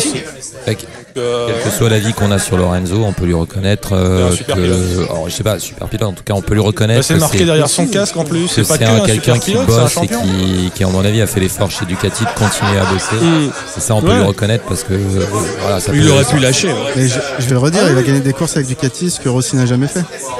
Non, mais j'acquiesce, je ne le prends pas mal. Après, on pourra ça dire. C'est fait. Heureusement qu'il n'y a pas d'arbitre. Oui, mais il y a Michel Lascience qui avait rappelé l'autre fois que c'est pas la même époque. Comparaison n'est pas raison. Stéphane, tu veux nous parler justement un petit peu de Ducati ? Oui, de nouveau, comme tout à l'heure en Moto2, un peu des Italiens. Alors moi, forcément, beaucoup se disent que va faire Dovizioso, peut-être 12 ans après Stoner. Est-ce qu'il sera champion du monde? Ça fait quand même, ça fait 2 ans qu'il est vice-champion. On peut considérer quand même qu'il a pris confiance en lui. Il a battu Marquez. Je pense que Ducati, on va dire, Ducati compte beaucoup sur les 2 pilotes. C'est pour ça que j'ai associé aussi Petrucci au thème Ducati, parce que c'est 2 pilotes qui ont l'air de, en tout cas, qui ont l'air de bien s'entendre, en tout cas de vouloir bosser ensemble. Ducati, je pense, les aide, et puis eux-mêmes ont des, on va dire, des caractères qui facilitent, à mon avis, le fait de pas avoir trop d'ego pour pouvoir bosser et trouver des solutions. Et j'ai vu qu'ils avaient fait même des simulations de course ensemble. Donc Dovizioso, je pense que c'est quand même une année, à mon avis, la Ducati continue à progresser. C'est une bonne machine, si on en croit les commentaires. Il est en confiance. Comme vous l'avez dit tout à l'heure, on ne sait jamais, les Honda peuvent se gêner. Donc je pense que s'il fait pas d'erreur, d'erreur. Et il a tenté, il a poussé en 2018, il a quand même chuté sur certaines courses. Une chute, ça peut arriver. Je pense que cette année, c'est quand même une année où on peut se dire qu'il a des chances de titre. Car moi, je le vois positionné. On ne sait jamais ce qui peut se passer pour Marquez, même si on dit qu'il est un peu au-dessus du lot. Comme tu l'as dit, la condition, c'est de pas faire d'erreur. Ouais. Si tu veux battre Marquez, qui que tu sois, faut pas faire d'erreur. Mais j'ai envie de dire, c'est même pas. Moi, depuis 2 ans, je me rends compte, c'est même pas Dovi, il peut être champion du monde, c'est pas le problème. Mais ça va dépendre de Marquez. Et c'est ouf de dire ça. C'est de dire que peu importe le talent de Dovi ou sa forme, c'est que ça va dépendre de Marquez. Moi, ce que je pense, c'est que pour, tu sais, les grands pontes cherchent toujours à équilibrer les championnats. Et je pense qu'il faudrait imposer à Marquez une séance de motocross tous les week-ends. Comme ça, tu laisserais une chance au destin. Non, mais il y a déjà eu le déboîtage d'épaule, mais. Ouais, mais ça Redding sera plus là, quoi. Redding. Donc, je pense qu'une séance de motocross. Ou de lui imposer un ride-through sur toutes les courses. C'est peut-être ça, le rallongement, là. Pour la petite histoire, en 2014, avant les essais hivernaux, début de saison, il s'était cassé la jambe. Et il avait quand même gagné les 10 premières courses. Donc ça ne change rien. Marquez, c'est Marquez. On le dit tout le temps. Mais... En tout cas, il est en pleine confiance. Moi, j'ai lu comme pas mal que il avait été accompagné par un coach. Je pense que ça a dû l'aider quand même. En plus, il gagne devant Marquez. Franchement, là, il a les cartes. Honnêtement, la machine Ducati, elle est quand même bonne. C'est maintenant ou jamais. C'est pour ça que je dis c'est maintenant ou jamais. Si encore il passe à travers une année, ça va être peut-être compliqué pour lui. Bon, Ducati compte sur lui quand même. Après... Ducati l'a annoncé directement. Il y a un numéro 1, il y a un numéro 2. Le numéro 2, il est là pour prendre des points à Marquez. Et le 1, Dovi, clairement, ils ont fait tapis sur Dovi, quoi. Et c'est amusant de noter l'expression que tu as utilisée, Stéphane. Tu as dit s'il passe à travers, mais il est quand même 2 fois vice-champion du monde. Et c'est ça qui est. Non, mais c'est pas un reproche, c'est vraiment de se dire. On a l'impression qu'il rate sa saison. Faut pas qu'il devienne le Poulidor de la quand la tu catégorie. Tombes dans une génération comme ça, c'est difficile, quoi. C'est difficile d'exister avec côté d'un Lorenzo, d'un Marquez ou d'un Rossi. Même quand t'es vice-champion derrière Marquez, t'as quand même un sacré paquet de fiefés pilotes derrière, quoi. Faudrait pas qu'il finisse comme Pedrosa. Après, j'adore Pedrosa. C'est dommage. Pour la petite histoire, là, Dovizioso était à 12 victoires en catégorie Rennes. Il est à 1 victoire de Mamola et de Biaggi. Et en fait, devant lui, il y a donc Mamola, Biaggi et Pedrosa. C'est les 3 seuls qui n'ont pas gagné de titre en MotoGP. Donc, s'il égale Biaggi, Mamola, du coup, ce seront les 4 pilotes à ne pas avoir gagné de titre en MotoGP. Avoir autant de... Et puis on peut aussi lui reconnaître qu'il a été sur Ducati depuis quand même 5-6 ans maintenant. Franchement, il a vécu il a accompagné Ducati dans la progression de la machine. Il a pris au creux, quoi. Franchement, il a dû bosser parce qu'arriver à faire fonctionner cette machine d'où elle venait, c'est pas une mauvaise machine, mais quand même. Et quand même, il s'est tapé Iannone et Lorenzo en coéquipier, quoi. Honnêtement, moi je trouve que c'est vraiment un gars qui a l'air sympa, donc franchement, ça serait quand même. T'as un problème avec Iannone? Chez Ducati, il faisait de la merde. Hein. Il a gagné la première fois. C'est vrai qu'il a ramené la victoire. Mais côté esprit d'équipe, c'était compliqué. Mais côté esprit de compétition tout court, il est assez obnubilé par ce qui se passe en dehors du MotoGP. On va dire que ce MotoGP, ça le fait vivre, et puis après, il s'intéresse à la mode, aux belles voitures, au genre de choses, quoi. Bon, en tout cas, sur Dovizioso, en tout cas pour continuer chez les Italiens, les gars sympas. Moi, Petrucci, je trouve que ça a l'air d'être un gars quand même. Franchement, marrant, sympa, qui a du un peu du charisme, en tout cas, on le remarque. Et quand je dis Je disais c'est son année ou jamais. Alors je suis pas sûr parce que je suis pas sûr que Ducati le lâche tout de suite, mais en même temps il y a Bagnaia derrière. Et cette année il performe pas. Il a progressé, hein, ça fait longtemps que Ducati, je crois même effectivement il a été chez Pramac plusieurs années, il a été bien soutenu. Là il arrive, il est en catégorie N, on voit qu'il performe aux essais. Maintenant en course ça sera peut-être autre chose, mais il a sa place. Ah oui. Mais la pige qu'il a faite à Phillip Island où il fait 4 et avec la manière, c'était intéressant. Enfin, ça montre que il ne perd pas ses moyens quand il a la pression, parce que c'était quand même une pression de chez les usines, Ducati officiel. Il fait beaucoup d'efforts, il maigrit. Si j'ai bien compris, je suis pas un spécialiste de combien de kilos et je pourrais pas vous dire, mais mais l'année où il a perdu X kilos, il y a eu l'ajout des airbags dans les combis qui a fait regagner X kilos, hein, c'est ça, il était un peu deg, enfin j'en sais rien, c'est les commentateurs qui disaient ça, mais pas beaucoup. Hein. Ouais, mais clairement, mais après, comme il en est à ça, justement, dire j'ai perdu 5 kilos, oh bah tiens, un airbag de 4 kilos. Il y a une ossature lourde, mais pour le coup, c'est pas une excuse. Une ossature lourde, ça me rappelle quelque chose. Non, mais ça a pu l'avantager sur des courses humides, quand même, globalement, peut-être un peu plus de stabilité. Silverstone, peut-être pas. Mais ça court pas. Ça compte pas. C'est con. Hein. Et puis, je dis, il vient quand même, ce qui serait bien, c'est qu'il performe bien, parce qu'il a un parcours qui est quand même. Il n'y a pas beaucoup qui sont venus hors Moto 2, hors Moto 3, hors Moto 2, il vient du Stock 1000 direct. Stock 1000, ouais. Bon, il n'a même pas été champion Stock 1000 ou vice-champion, j'avais noté. Franchement, un ancien policier. Ouais. C'était un fan de Capir aussi, j'avais vu ça, je trouvais ça phénoménal. Il avait un ancien policier qui a arrêté, je crois qu'il a démissionné, sauf erreur, il est plus policier. C'est pas le cas de Pirot aussi Pirot, il est pas policier dans le civil. Bon, il a démissionné, Petrucci, c'est sûr, hein, parce que en fait, il touchait un salaire, si j'ai lu, il touchait un petit salaire, il s'est dit non mais vu ce que je touche maintenant, peut-être pas la peine que je touche ce salaire-là, comme encore policier.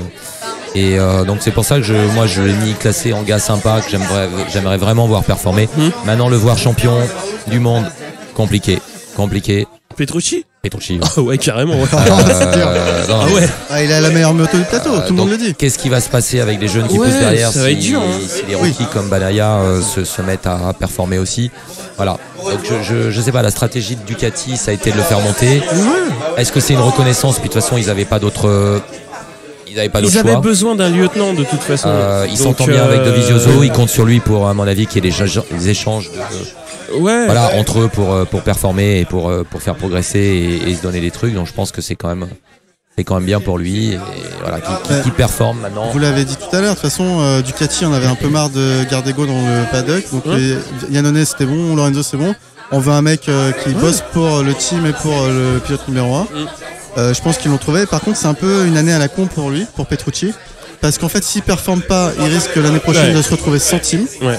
Et parce que Miller va être performant, Bagnaia va être performant. Moi, j'ai entendu des rumeurs. Alors, c'est que des rumeurs, mais c'est que Bautista, il a marqué les esprits quand il était sur la moto officielle l'année dernière. Là, en Superbike, il part bien.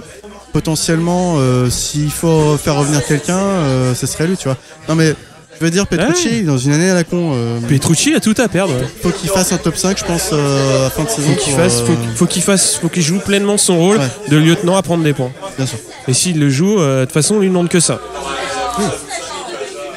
Il a signé un contrat d'1 an. Hein, c'est ça. Ouais. Qu'est-ce qu'on dit de Ducati, Chloé? On va voir.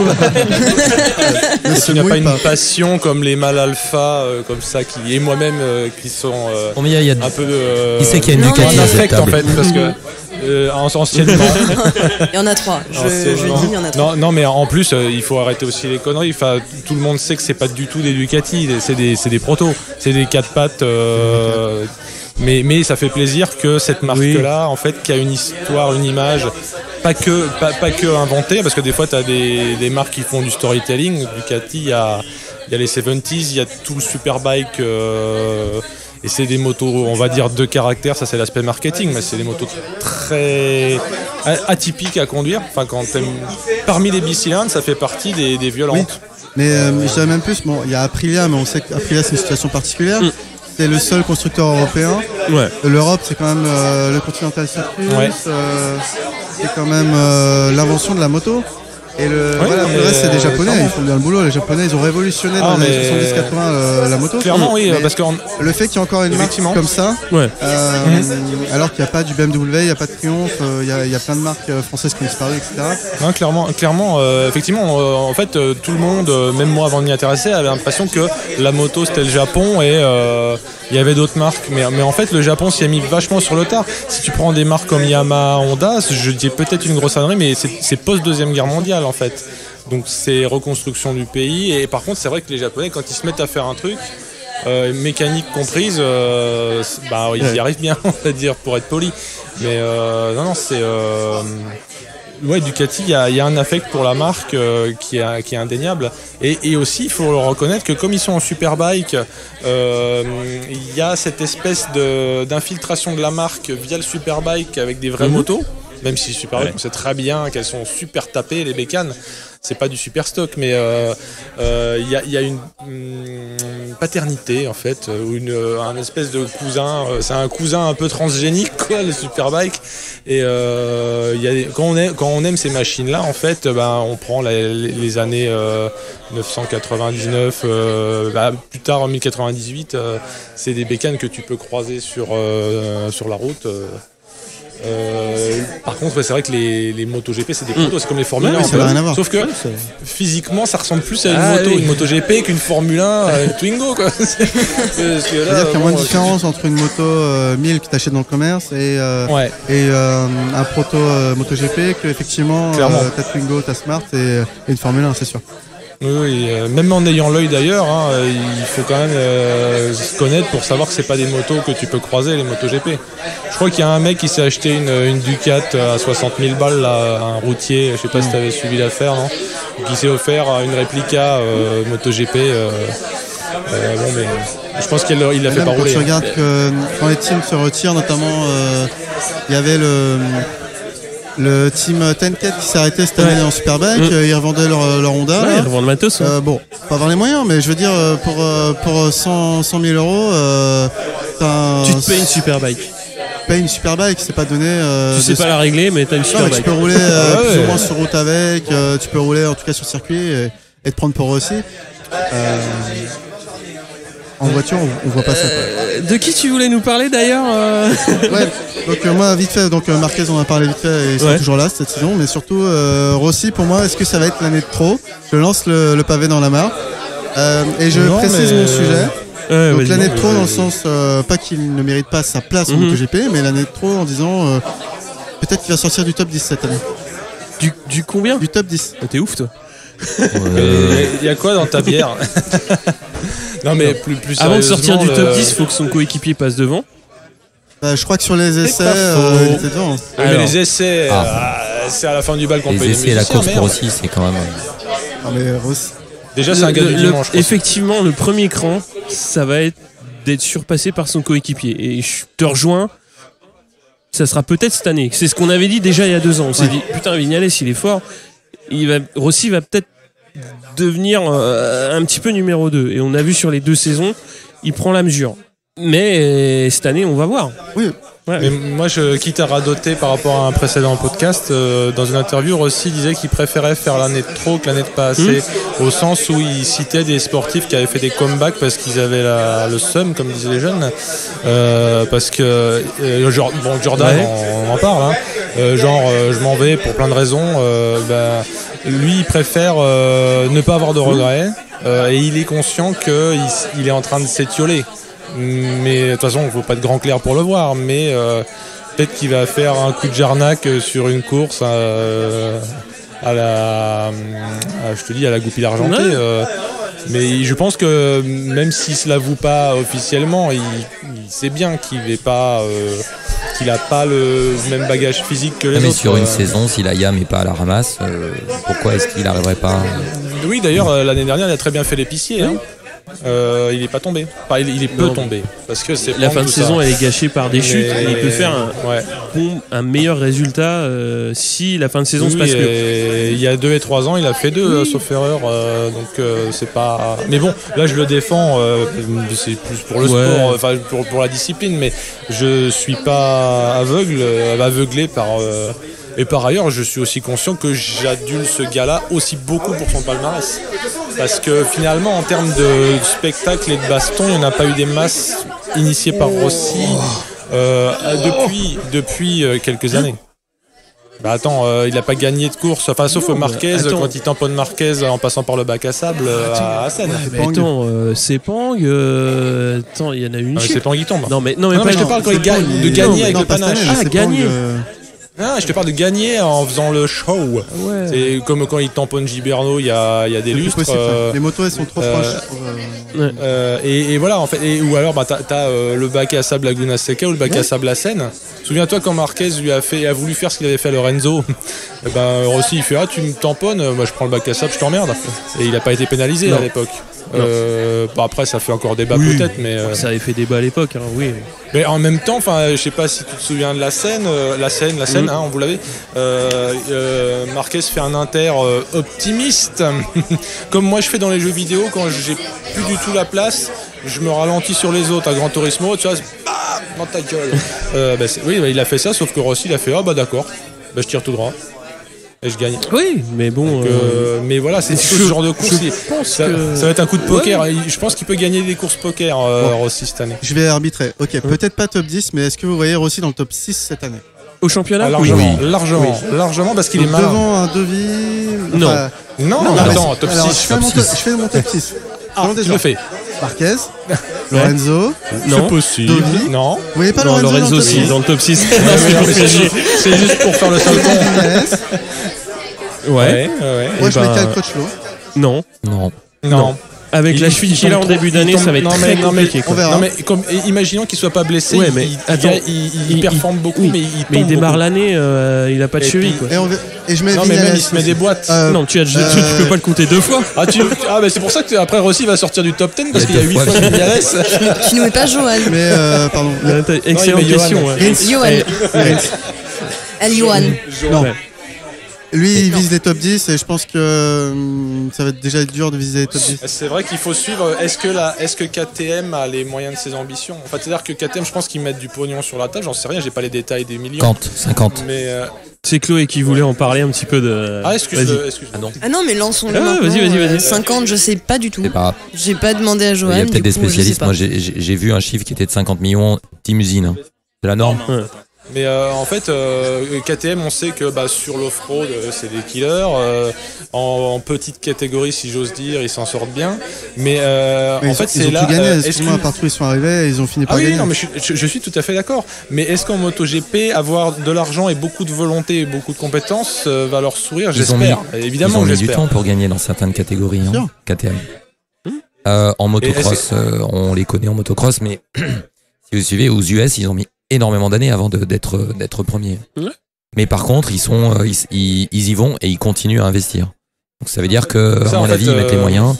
Et comme ils sont décidés, je pense qu'ils y arriveront. Maintenant, dire que ça sera cette année. Cette année, pas moi, je pense pas. Moi, je parle d'un avenir à 4-5 ans. Est-ce que d'ailleurs, ils sont encore en châssis tubulaire ou pas? Oui, les seuls. Oui. Et ça les dessert pas trop. C'est ce que disait Michel, parce qu'ils sont pas au point. Si Ducati renonçait à son châssis tubulaire historique, c'est peut-être pour. Il y a des raisons. Ce que KTM aime bien, c'est pouvoir changer de treillis quasiment tous les week-ends, mais ça, visiblement, c'est pas assez performant pour la catégorie. Cette année, si j'ai bien lu, ils ont. De toute façon, ils ont 2 pilotes. Si on parle KTM, maintenant, ils ont 2 pilotes qui ont des pilotages quand même à l'extrême, des team usines. A priori, Paul Espargaro. En tout cas, pour le voir piloter, il est quand même hyper agressif, freinage très fort. Enfin, il est dans la contrainte, donc il veut de la rigidité. Et Zarco est plus dans la souplesse, donc plus dans la, on va dire dans le pilotage. Dans le coulé, smooth, pilotage coulé. À la Lorenzo. Et ça veut dire qu'ils vont avoir des avis différents. Donc je sais pas comment ils vont trancher. Parce que si j'ai bien compris ce que j'en ai lu, en tout cas ou les déclarations, ils ont l'air quand même de bosser sur une autre machine ou en tout cas une autre voie que celle qu'ils ont actuellement. Après Zarco, ils vont avoir Pedrosa qui est quand même plus proche de Zarco que de Paul Espargaro. Donc ils ont les moyens d'amener une machine un peu plus performante parce qu'on quoi qu'on en dise, Paul Espargaro, il a été champion du monde Moto2, mais en MotoGP, il est toujours là. Et je pense qu'ils comptent sur Zarco et Pedrosa pour faire vraiment progresser la machine cette année. Ils font venir Zarco vraiment. Donc le top 10, moi j'avais misé sur un top 10 de KTM avant la fin d'année, voir un podium qu'ils ont fait que sur le mouillé aujourd'hui, je crois. Ouais. Donc ça compte pas. Enfin désolé, ça compte pas pour moi. Mais effectivement, je les vois pas faire mieux que. Non, bien sûr. Peut-être que Zarco fera des perfs à un moment donné. Hein. Je dis pas qu'il soit pas capable de faire du 5, 6, 7, mais voilà, j'ai un peu de doute sur le fait qu'il soit très vite dans régulièrement le top. Devant. Ouais. Qu'est-ce que t'en dis, Chloé? En tout cas, assez rapidement. Ouais. Moi, j'espérais que non. Non, j'ai envie de beaucoup miser sur Johan cette année et c'est peut-être pas le meilleur cheval de bataille, mais déjà, ça amènera un petit peu de challenge parce que moi, je suis plutôt team Marquez et c'est lui qui m'a donné envie de regarder la MotoGP et comme j'ai dit sur un autre podcast, du coup, je sais pas si je... Oui, vas-y. Bien sûr que oui. Hein. Donc allez écouter EPO Podcast, c'est mortel. Du coup, j'en parlais. Moi, je suis très très fan de Marquez. Épatant podcast Omnisport. Épatant podcast Omnisport. Oui. Présenté par une super team, Mickaël, Sarah, Younes, Olivier et moi une fois. Et donc j'adore Marquez, mais oui, au bout d'un moment, c'est un petit peu... Il faudrait qu'il ait un contradicteur en fait. Hein. Il faudrait. Alors moi mes comparaisons de merde, c'est toujours Federer-Nadal. Pour que Federer soit bon, il faut un Nadal qui l'emmerde. Voilà, il faut Sinon, il peut du challenge. être bon chez lui, quoi. Genre il joue contre le mur et puis il gagne. Non, il faut qu'il y ait un peu McEnroe-Borg pour les encore plus vieux. Calme-toi. Non, mais on se faisait chier à l'époque, putain. Moi, pour la saison de Zarco, je le vois plus régulier, mais je vois bien Quartararo faire des meilleurs résultats ponctuels que lui. Pas que ponctuels. Après, c'est un rookie, comme on disait tout à l'heure, c'est un rookie. Ils ont besoin de. Moi, j'ai l'impression que Zarco, il a entre guillemets de la bouteille maintenant. C'est-à-dire que ne pas chuter, il va peut-être y arriver. Parce que moi, j'ai toujours peur des chutes. Et il a chuté aux essais. Non, mais j'entends bien. Mais en course, je pense que la course, il y a de l'adrénaline et puis il y a le comportement des autres qui va pas être pareil. C'est ce qui me fait le plus peur chez les rookies, c'est la chute eu égard aux circonstances. C'est pas marqué dans le manuel. On sait très bien que c'est hyper difficile de gagner un Grand Prix si tu pars au-delà de la deuxième ligne. Autant je peux voir Quartararo faire une pole ou être dans les deux premières lignes. Autant Zarco avec sa KTM, je le vois pas. Du coup, je le vois pas faire un résultat. Une fois que tu pars dans le tas, c'est compliqué de t'en sortir. Mais Zarco, il a une gestion des qualifs qui est quand même assez bonne en termes de stratégie et de mental. Il a claqué d'épaule dernier tour, dernière seconde. Il arrive à gérer ses gommards aussi, ce qui est vachement important parce que visiblement, c'est un peu le grand Manitou des pneus, de la gestion des pneus en tout cas. Il arrive à le faire en tant que rookie dès la première année. Il arrivait à pas fumer ses pneus. C'est aussi à cause de son pilotage, grâce à son pilotage. Mais en qualif, alors sachant qu'en qualif il n'y a pas la notion de pneus de qualif, c'est des pneus normaux. Il n'y a pas de pneus de qualif. Mais par contre, il y a des petits pièges à la con du style ah oui, mais là il faisait froid, alors il n'aurait pas fallu que tu rouvres en grand parce que tu vas t'éclater la gueule, que les rookies vont forcément se prendre. Hein. Parce que des fois, un tour ne suffit pas à chauffer les gommes. Je ne sais pas si tu confirmes. Et ça, c'est peut-être moins pénible dans les autres catégories, non? Par rapport c'est pour tout le monde pareil. 2, 3, c'est vrai? Ça a changé un petit peu là, apparemment, d'après les retours en Moto 2. Donc ça, faudra suivre cette année. Avec le moteur Triumph, c'est un peu différent. Ouais. Donc ça, faudra suivre, mais effectivement, c'est un peu la tendance qui se... Moi, j'imaginais comme les moteurs étaient beaucoup plus vénères, tu pouvais te taper des high-side faciles en MotoGP plus qu'en 2, 3. Hein. Il y a le traction control, il y a l'électronique, quoi. C'est facile, moi je vais m'inscrire. Rien à foutre. Comme je prends mon T-Max, là, j'en ai pas. On passe aux petites news, des petits points divers. Pierre, donc Vignales qui passe du 25 au 12. Ouais, moi j'ai noté que c'était pour vendre des goodies à ses fans parce que il a du mal à avoir de nouveaux fans, donc il faut bien qu'il leur revende des t-shirts. Allez hop, des numéros 12 par-ci par-là. Non mais son excuse pour ah oui, j'ai besoin de changer, donc je change de numéro parce que ça me porte la poisse. Mais c'est du bidon tout ça. Il a essayé de virer son chef mécano, mais ça va pas marcher. Hein. Non mais tu crois que changer de numéro, il croit que changer de numéro concrètement ça va le faire gagner des courses? Ah, si tu changes le moteur en même temps, oui. Oui. Allez, après tu. Et si les mecs viennent s'excuser en conf de presse aussi, ça a vachement bien marché l'année dernière. Oh, je suis un enculé. Excusez-moi. Et donc, pour revenir à Yamaha, donc c'est Monster qui va sponsoriser en lieu et place de Movistar. Belle livrée d'ailleurs de la Yamaha. On a réussi à garder du bleu. à signaler donc 2 équipes qui ont quitté le plateau, Marc VDS, Angel Nieto, et une équipe qui arrive, donc le SIC Yamaha, avec Morbidelli, Quartararo, on en a parlé. Non, mais vous en avez parlé tout à l'heure, le Q1 kilo, je sais pas s'il y a des choses hyper marquantes. Moi, il y a plein de petits détails d'évolution. Moi, techniquement, comme moi je regardais, je suis intéressé par la partie un peu technique. J'ai noté que je crois que c'est cette année qu'ils ont homogénéisé, ils ont rendu unique le composant l'inertiel, la centrale inertielle. Donc bon, ils l'ont fait parce qu'il y avait des soupçons potentiellement. Est-ce que c'est vrai? Je sais pas, de triche. En tout cas, de triche.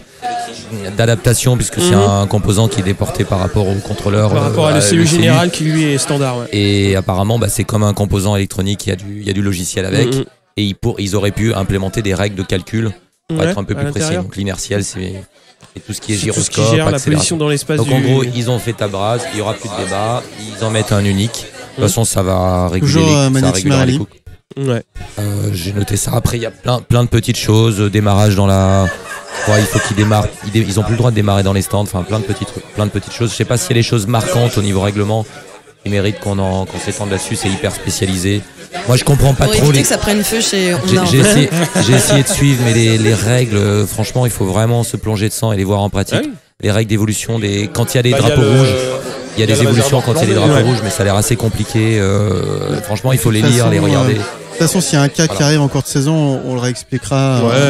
Mais là, oui, ça sert à rien de lire tout le règlement parce que. Et déjà, il est en anglais. Puis il fait plusieurs dizaines de pages. Ça fait un peu comme les conditions Apple, il y en a plein. Et c'est pas grave. Donne-moi la. Ah, mais de toute façon, c'est Marquez gagne. Il accepte. Ah, merde. Il accepte. Lorenzo perd à cause de Marquez. Mais Toujours. On est impatient aussi, c'est pas pour te mettre de la pression, de voir les photos. Je sais toujours pas comment t'arrives à. Ils gueulent pas les gens dans les stands quand tu prends les photos des étriers et tout le bordel. Les capteurs, par exemple, t'avais fait des photos justement de certains capteurs qu'on n'a pas l'habitude de voir parce que c'est trop petit et à la télé on les voit pas. Non, parce qu'en fait, la plupart du temps, les mécanos me connaissent maintenant parce qu'à force de tourner autour de leur box, voilà. Mais quand ils me font un signe genre non. Ah oui, il y a quand même ça. Oui, bien sûr, il y a ça. Il y a aussi le fait que. Il y a aussi des techniques aussi. Les mécanos, quand je m'approche, ils tournent le guidon pour pas que je prenne le compteur en photo. Donc du coup, avec le thé de fourche, ça cache le. Oui, en fait, comme tu les respectes, ils te laissent bosser. Oui, bien sûr, il n'y a pas de souci. Après. Non, mais je me doute que tu les respectes, mais parfois, des fois, tu peux t'approcher. Le gars, je sais pas, il était en train de faire autre chose. J'ai des photos qui sont, ça je le cache pas, j'ai des photos qui sont confidentielles et mais par respect, non, je les publie pas parce que déjà c'est trop technique pour le commun des mortels, même si ça reste intéressant. Oui, c'est intéressant. Et puis ensuite, c'est pas dans l'intérêt du championnat de faire ce genre de choses, donc. Voilà. Et je m'étais posé une question en voyant les photos que tu prenais, ça me faisait penser par esprit d'association.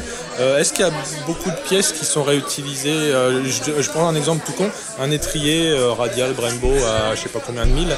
Est-ce qu'il est utilisé sur plusieurs courses? Bien sûr. Oui, en fait, ça coûte quand même super cher. Je crois que ça coûte 5 000 € l'étrier. Oui, c'est taillé dans la masse, tout le bordel. C'est même plus que ça, je pense que c'est même encore un peu plus cher.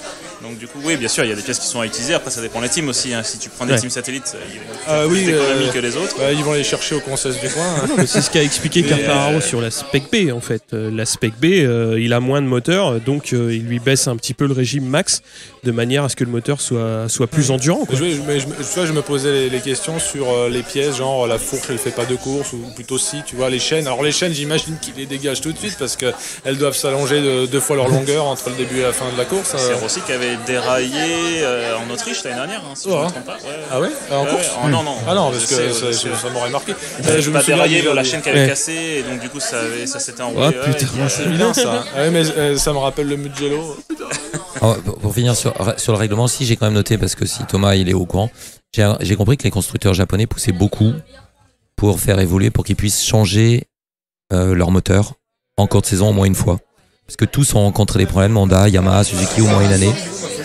Et je crois que c'est ce qui pousse côté Dorna. Ça je sais pas, ça je peux pas confirmer, mais c'est vrai que là pour juste rappeler le règlement, c'est que les moteurs sont scellés en début de saison pour tous sauf Aprilia et KTM aujourd'hui, puisqu'eux ils bénéficient de concessions donc ils ont le droit au développement de leur. C'est comme anciennement les CRT. Exactement, ouais, c'est ça. Ils ont le droit au développement de leur moteur, autant qu'ils veulent, dans la limite du nombre de moteurs qu'ils ont disponibles, donc c'est 7. Ils peuvent en avoir 7 différents. Ouais, c'est ça, donc ils peuvent en avoir 7 différents. Après, les autres constructeurs, effectivement, ils sont plombés. Là, les derniers jours, là, c'est aujourd'hui, donc du coup, la semaine prochaine, ils vont plomber leur moteur et ils pourront plus les modifier pendant la saison. Et pour réagir à ce que tu dis, oui, Yamaha s'est plaint d'avoir un moteur pourri l'année dernière, et du coup, maintenant, ils poussent pour changer la réglementation, mais...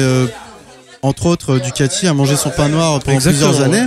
Et maintenant, ils trouvent... il y a 2 ans, avec c'est des marques qui trouvent un peu injuste de changer le règlement juste parce qu'il y a eu un mauvais choix. Non, mais voilà, je suis d'accord. Je suis d'accord. Bon, après, quand Suzuki vient et dit on s'est bourré, on voudrait changer, les mecs ils disent non, et quand ils viennent l'année d'après, tant pis. Hein. Ça, c'est tout à fait normal. Hein. Après... Sachant que les commissions comme ça de règlement, elles sont faites avec tous les constructeurs, donc il y a un vote qui est fait, tout est décidé, donc c'est pas... Ouais, comme ça au moins Jarvis aura une raison de faire. Non, mais c'est là où se discutent les compromis sur les ailerons, etc., etc. Donc il y a beaucoup de... Ok, on fait une petite avancée là-dessus, mais en contrepartie, tu pourras faire ça. Donc voilà, c'est là qu'ils font un petit peu leur tambouille en préparation de saison. Après, voilà. Est-ce qu'on a fait le tour, les amis ? Non, Pierre, t'avais un petit truc à dire encore. Un petit fun fact entre guillemets. Alors, monsieur statistique Doc Morciolino pourra me contredire, mais normalement, je suis assez sûr de mon coup. Donc, si Lorenzo gagne plus de 7 victoires là, en 2019 ou Marquez plus de 10 victoires, ils peuvent rentrer dans le top 3 des pilotes qui ont le plus de victoires en MotoGP/500. Entre guillemets, il y a Valentino Rossi qui a 89 victoires, Agostini 68. Et Mick Doohan avec 54. Du coup, Lorenzo aujourd'hui a 47 et Marquez 44. Voilà. Donc potentiellement top 3 des pilotes qui ont le plus de victoires en catégorie Rennes, c'est pas rien. Je pense que ça peut tomber, ouais. Devant Mick. Si tu veux des fun facts, j'en ai quelques-uns aussi, c'est intéressant puisque t'es un estampillé Ducati. Il y a donc le Dovizioso qui va faire son 295e départ à Losail, j'ai un doute maintenant. Qui égalera donc Pedrosa au nombre de départs en Grand Prix en 3e position. Et surtout ce qui est assez remarquable pour Dovi, du coup, c'est qu'il en aura fait un de moins consécutif. Sans interruption. Sans interruption. Et donc du coup, c'est au Grand Prix d'Italie qu'il fêtera son 300e. Oh là, et ça c'est beau. Là, ça va être la fiesta là. J'espère qu'il n'y aura pas que du jaune. J'espère qu'il n'y aura pas que du jaune sur le circuit. Oui, il y aura que du jaune, c'est dommage. Je suis désolé, ça on n'y peut rien. Peut-être que Rossi va arrêter sa carrière en plein milieu de saison. Ouais, c'est possible. Stéphane, tu voulais dire un petit mot sur les petits jeunes ? Vous l'avez dit tout à l'heure, pas de Français en Moto 2, Moto 3 cette année. C'est un peu dommage parce que ça donnait du piment de voir quelques Français. Par contre, effectivement, les petits jeunes, moi on en a noté 3 qui ont été sélectionnés en Red Bull Rookies Cup là. Donc il y a quand même beaucoup de monde qui est en présélection, une centaine, je crois qu'ils sont 13 sélectionnés, une dizaine, et 3 Français, c'est ça. Qui arrive Lorenzo Felon, c'est le fils du coach de Johan, pardon. Donc lui, effectivement, il était dans une coupe européenne juste avant. Clément Rouget, il était aussi dans une coupe européenne ou en Espagne. Et Gabin Planck, je ne connaissais pas, très jeune, 13 ans je crois, enfin vraiment c'est hyper jeune. 13 ans qui a beaucoup bougé en Espagne, enfin je trouvais ça franchement... 13 ans je faisais des pâtés de sable. C'est les choristes là quoi. Il a fait pas mal de petites choses, super motard. J'imagine, pour en être là.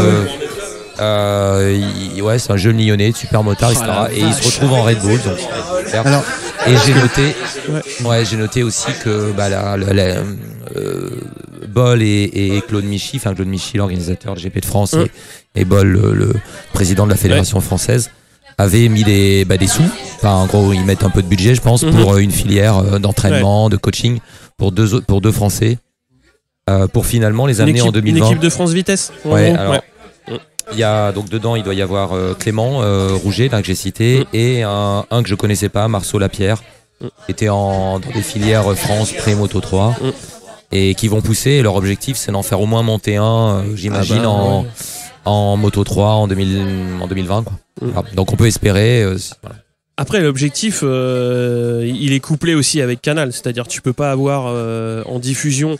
Ok, t'as 2 pilotes en MotoGP, mais t'as personne en Moto 3, Moto 2, quoi. Donc l'objectif, à mon avis, il est clairement d'avoir d'avoir des pilotes français dans les catégories intermédiaires.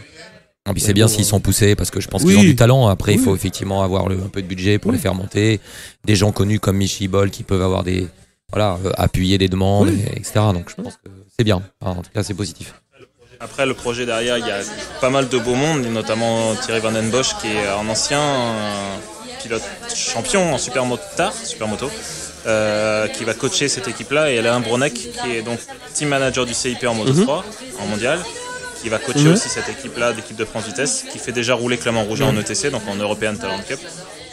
Et donc oui, effectivement, ça fait du beau monde. Après, effectivement, en espérant que ce projet sera pérenne et que du coup on puisse avoir des Français en Moto 2, Moto 3 assez vite. Pour les saisons assez vite, parce que là il y a un trou générationnel entre guillemets qu'on a déjà sondé depuis quelques années, mais que du coup là maintenant se concrétise. Donc, Après, trou générationnel, j'en reviens toujours à l'âge de Quartararo. Il est en MotoGP à 19 ans, on va pas lui reprocher d'être trop jeune, quoi. Oui, mais il y a 10 ans entre lui et il y a quasiment 10 ans entre lui et Zarco, quoi.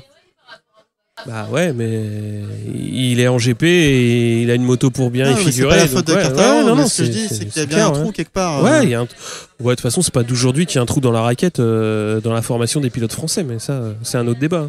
Sinon, j'y serais déjà. Moi Non, je serais rien à toi. On m'aurait récupéré depuis longtemps. Avec ton beau t-shirt. Tout est dans le t-shirt. Le tour du périph', je le connais.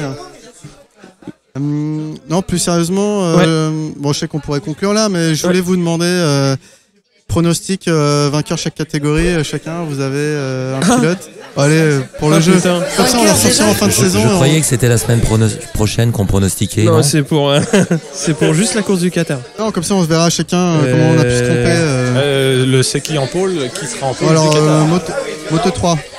Putain, tu veux commencer? Moi, je dis Honshu par dérision. Moto 3, moi je sens bien cette année. Moi je vois bien Fenati, tiens, histoire de vous faire chier. Non mais sérieux, je dis ça sérieusement. Je croyais que je trollais avec Honshu, mais là non mais je le troll pas. Hein. Moi il y en a un qui s'appelle Rossi, donc je vais partir là-dessus. D'ailleurs, il y avait un Français qui s'appelle Rossi, qui d'ailleurs est commentateur canal. Hein, il va commenter le moto. C'est pas que son seul boulot, mais il court plus Rossi en français. endurance. Oui. En endurance. Oui. Je parie sur Denis Foggia. Moi j'aurais dit Fenati aussi parce qu'il a je l'ai dit tout à l'heure, à mon avis il a en tout cas une revanche à prendre, il est quand même doué. S'il se ménage.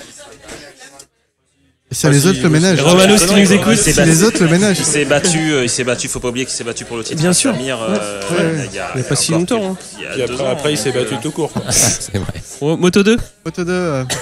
Alors moi c'est Brad Binder. Ouais, c'est facile, Thomas il l'a dit.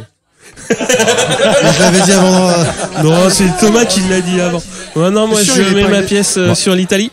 Ouais. Moi j'aurais dit Marini, je vous l'ai dit tout à l'heure, Marini. Ouais. David Vierge parce que c'est mon signe astrologique. T'avais viré? Viré. Non, moi je vais dire Vierge parce que je suis vierge. Tu peux. Non, mais il n'y a pas Martine, il est blessé, c'est ça? Non, il y aurait Martine, il est là.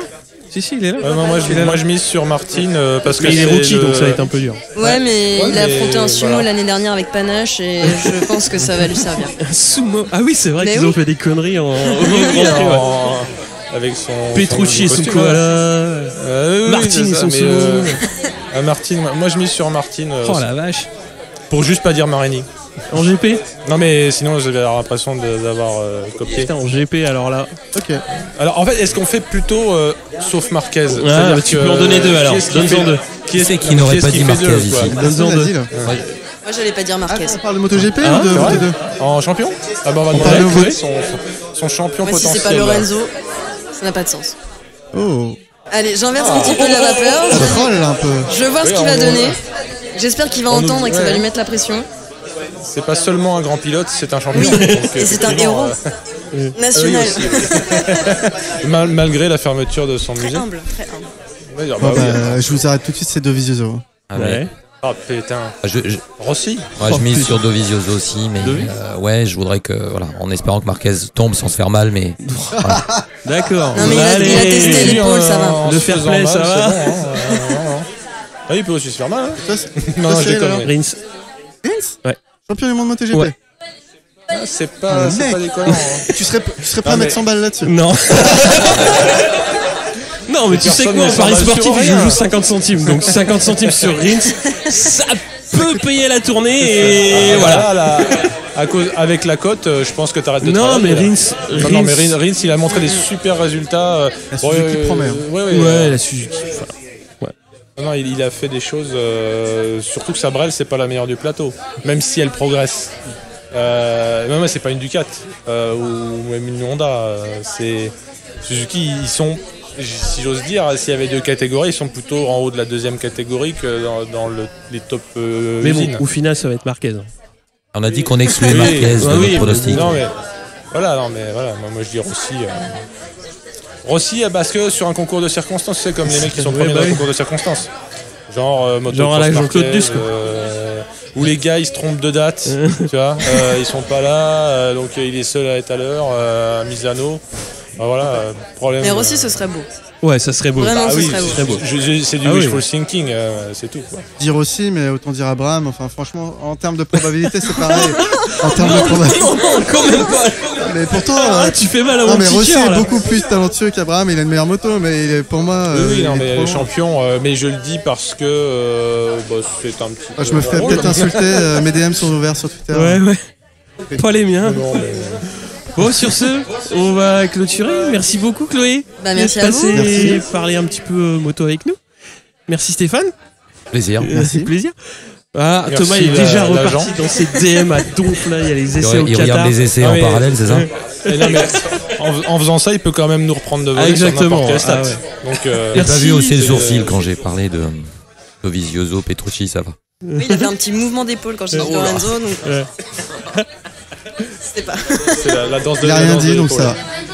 Bon, sur ce, on va vous donner rendez-vous pour le Grand Prix du Qatar le week-end prochain. Oh oui. Ah ouais, Pied et aïe, là, aïe, aïe, aïe. Yes. Ça va être beau. Oui. Bon, nous on va manger un petit peu, continuer à boire des bières et Ouais. on vous dit à tous à bientôt. À bientôt. Ouais, merci. Salut à tous, Salut. ciao. Ciao.